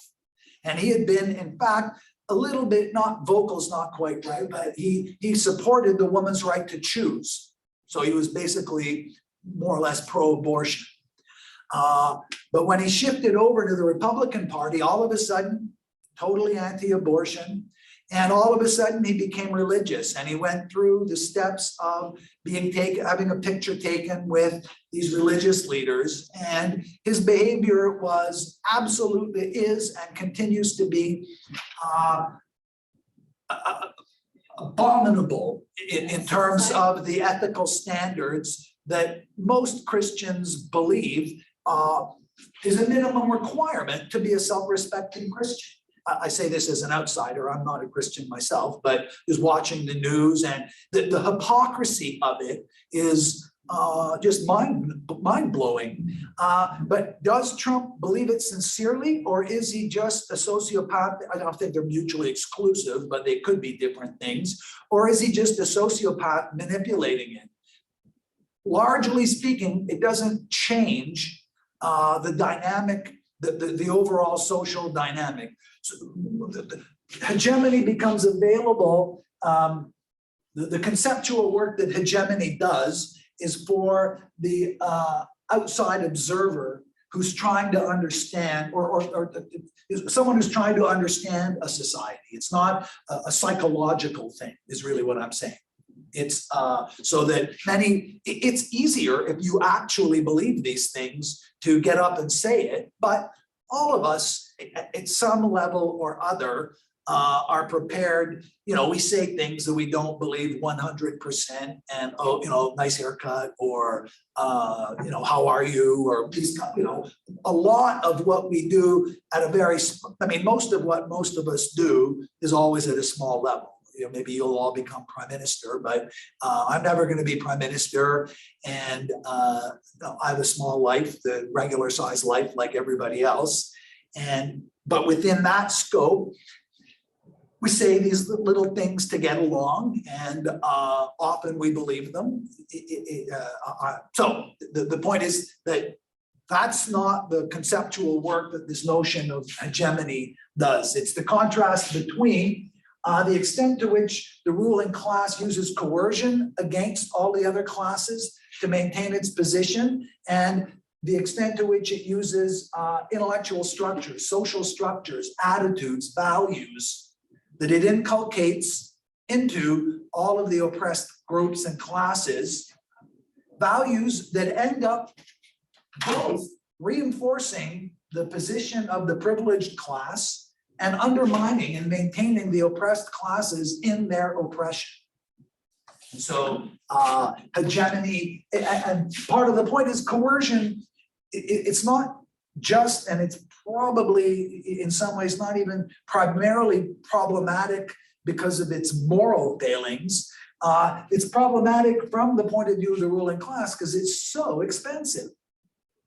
If when you're 5, I can convince you, or if when you're 5 years old, you're convinced that no matter what your country does out in the rest of the world, you still should be prepared to agree with what your country does. You still should love your country. Then they're never going to have to put you in jail for believing the wrong thing.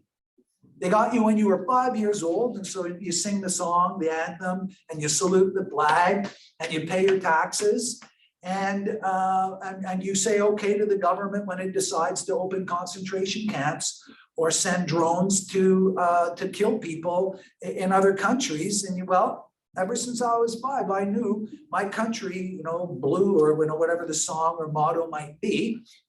And the police will leave you alone. The ruling class will be able to maintain its privilege because early on, the social structures within which you were raised, your parents, your neighbors, the school, the TV, popular culture, all of this combined produced in you compliant attitudes towards the existing structures. And those existing structures are actively shaped, sometimes to some degree, actively shaped by the competing elements of the ruling class. And they're always also actively contested by the competing interests of the relatively oppressed classes. But the ruling classes, insofar as they are in charge, they have an advantage over everybody else because they're already in charge. They're the ones who get to say who the school teacher is going to be. They're the ones who get to say, are they going to go to grade 11, or is university going to be free, or these kinds of things. Okay, so now let me get back to mine.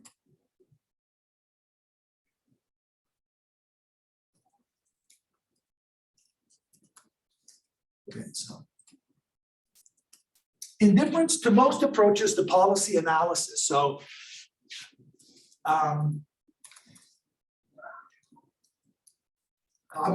need to take a step back. So by identifying it as historical materialist, in social sciences, that already signals that it's a Marxist approach. Historical materialism is a name that Marx himself never described his views in those terms, but Marx's early followers and in the 20th century especially historical materialism was a kind of label that was attached to a certain approach to social science, to critical, to social scientific analysis of society. And so I'm not sure why, I only found out about this particular sort of, this approach as a thing fairly recently, but it captures a couple of the key elements. So HPMA is based on the assumption that policy analysis presupposes a theoretically elaborated understanding of society in general and its modes of material reproduction. And that's another feature that's absent from Trebilcock and Kelly's approach. They write from the perspective, I'm sure they're sincere, and it's a widely, especially among historians, it's widely, a lot of history gets written for reasons that are understandable, but ultimately I think mistaken. It gets written, so let me start over. There is no society, there is no theoretically elaborated understanding of society in general that everybody agrees with. Everybody, like everybody on earth, but even everybody in the LAT, all the faculty in the LAT program, or all of the professors in the political science department, or in like, there is no such thing as a broad, even broadly agreed to theoretically elaborated understanding of society. That is a huge assumption to start from. They're doing that though. They claim to have a theoretically elaborated understanding of society in general, which is basically what they're starting from is Marxism, not as a political practice primarily, but as a theory of society. And the advantage of having a theory of society, not even necessarily Marxism, is that it provides a conceptual framework to be able to fill in the blank spots that I'm claiming characterize this, characterize Trebilcock and Kelly's approach. You need a general understanding of how the university fits in all of these things in order to be able to understand how the ideas move from issue to issue. In order to be able to track them as they move along, the people who did it came from different backgrounds, different intellectual backgrounds, and especially most recently, but definitely especially since World War II, government policy is elaborated in more or less close association with university trained people and even university departments, not in their official capacity, but Pierre Trudeau, for example, studied constitutional law at the Sorbonne. Lots of the leaders and the important people in these different groups have advanced degrees. And in the elaboration of their ideas, in the debate, in the internal debates in the Liberal Party, the Conservative Party, in the New Democratic Party in Canada, part of these debates are organized around complex arguments that have been that they learned at university, and sometimes they go back and forth between the party, the political party, and the university, and they read books, and there's an active interchange between the university as a producer of knowledge and the knowledge produced in the university as a mechanism to advance and defend and oppose different policy proposals, and including an understanding of how the different interest groups are organized. And so when Trebilcock and Kelly identify employers as an interest group, that can't be made sense of on its own without some kind of theoretically elaborated understanding of society. What Trebilcock and Kelly have done by and large is they've introduced, without elaborating, the sort of common sense view that middle-class people in Canada have of how society operates. And to the degree that it's common sense, it doesn't feel like it needs to be elaborated theoretically. It just seems like common sense. That's what common sense is something that isn't theoretically elaborated. You already know it. When you were 5, ever since you've been 5, you've believed that when the general gets up there, he's telling the truth. You don't need a theoretically elaborated condition. You know, you remember that your dad cried one day when the soccer team won or something like this, and that really moved you. And so instead of a theoretically elaborated understanding, you have that. And the way hegemony works is that the theoretical understanding, it systematically supports the interests of the ruling class, and it systematically disenfranchises all of the other classes. Right, and so a key difference between this approach and Treble Cox is that in some cases at least, some of the interests are not just competing, they're antagonistic. And so the main players in Treble Cox account, which largely is an accurate characterization of 115, so I have a few minutes. It's largely an accurate characterization of the development of immigration policy. The government's done what employers have told it to do. But that is not enough for us to understand that. First of all, employers don't all agree among themselves.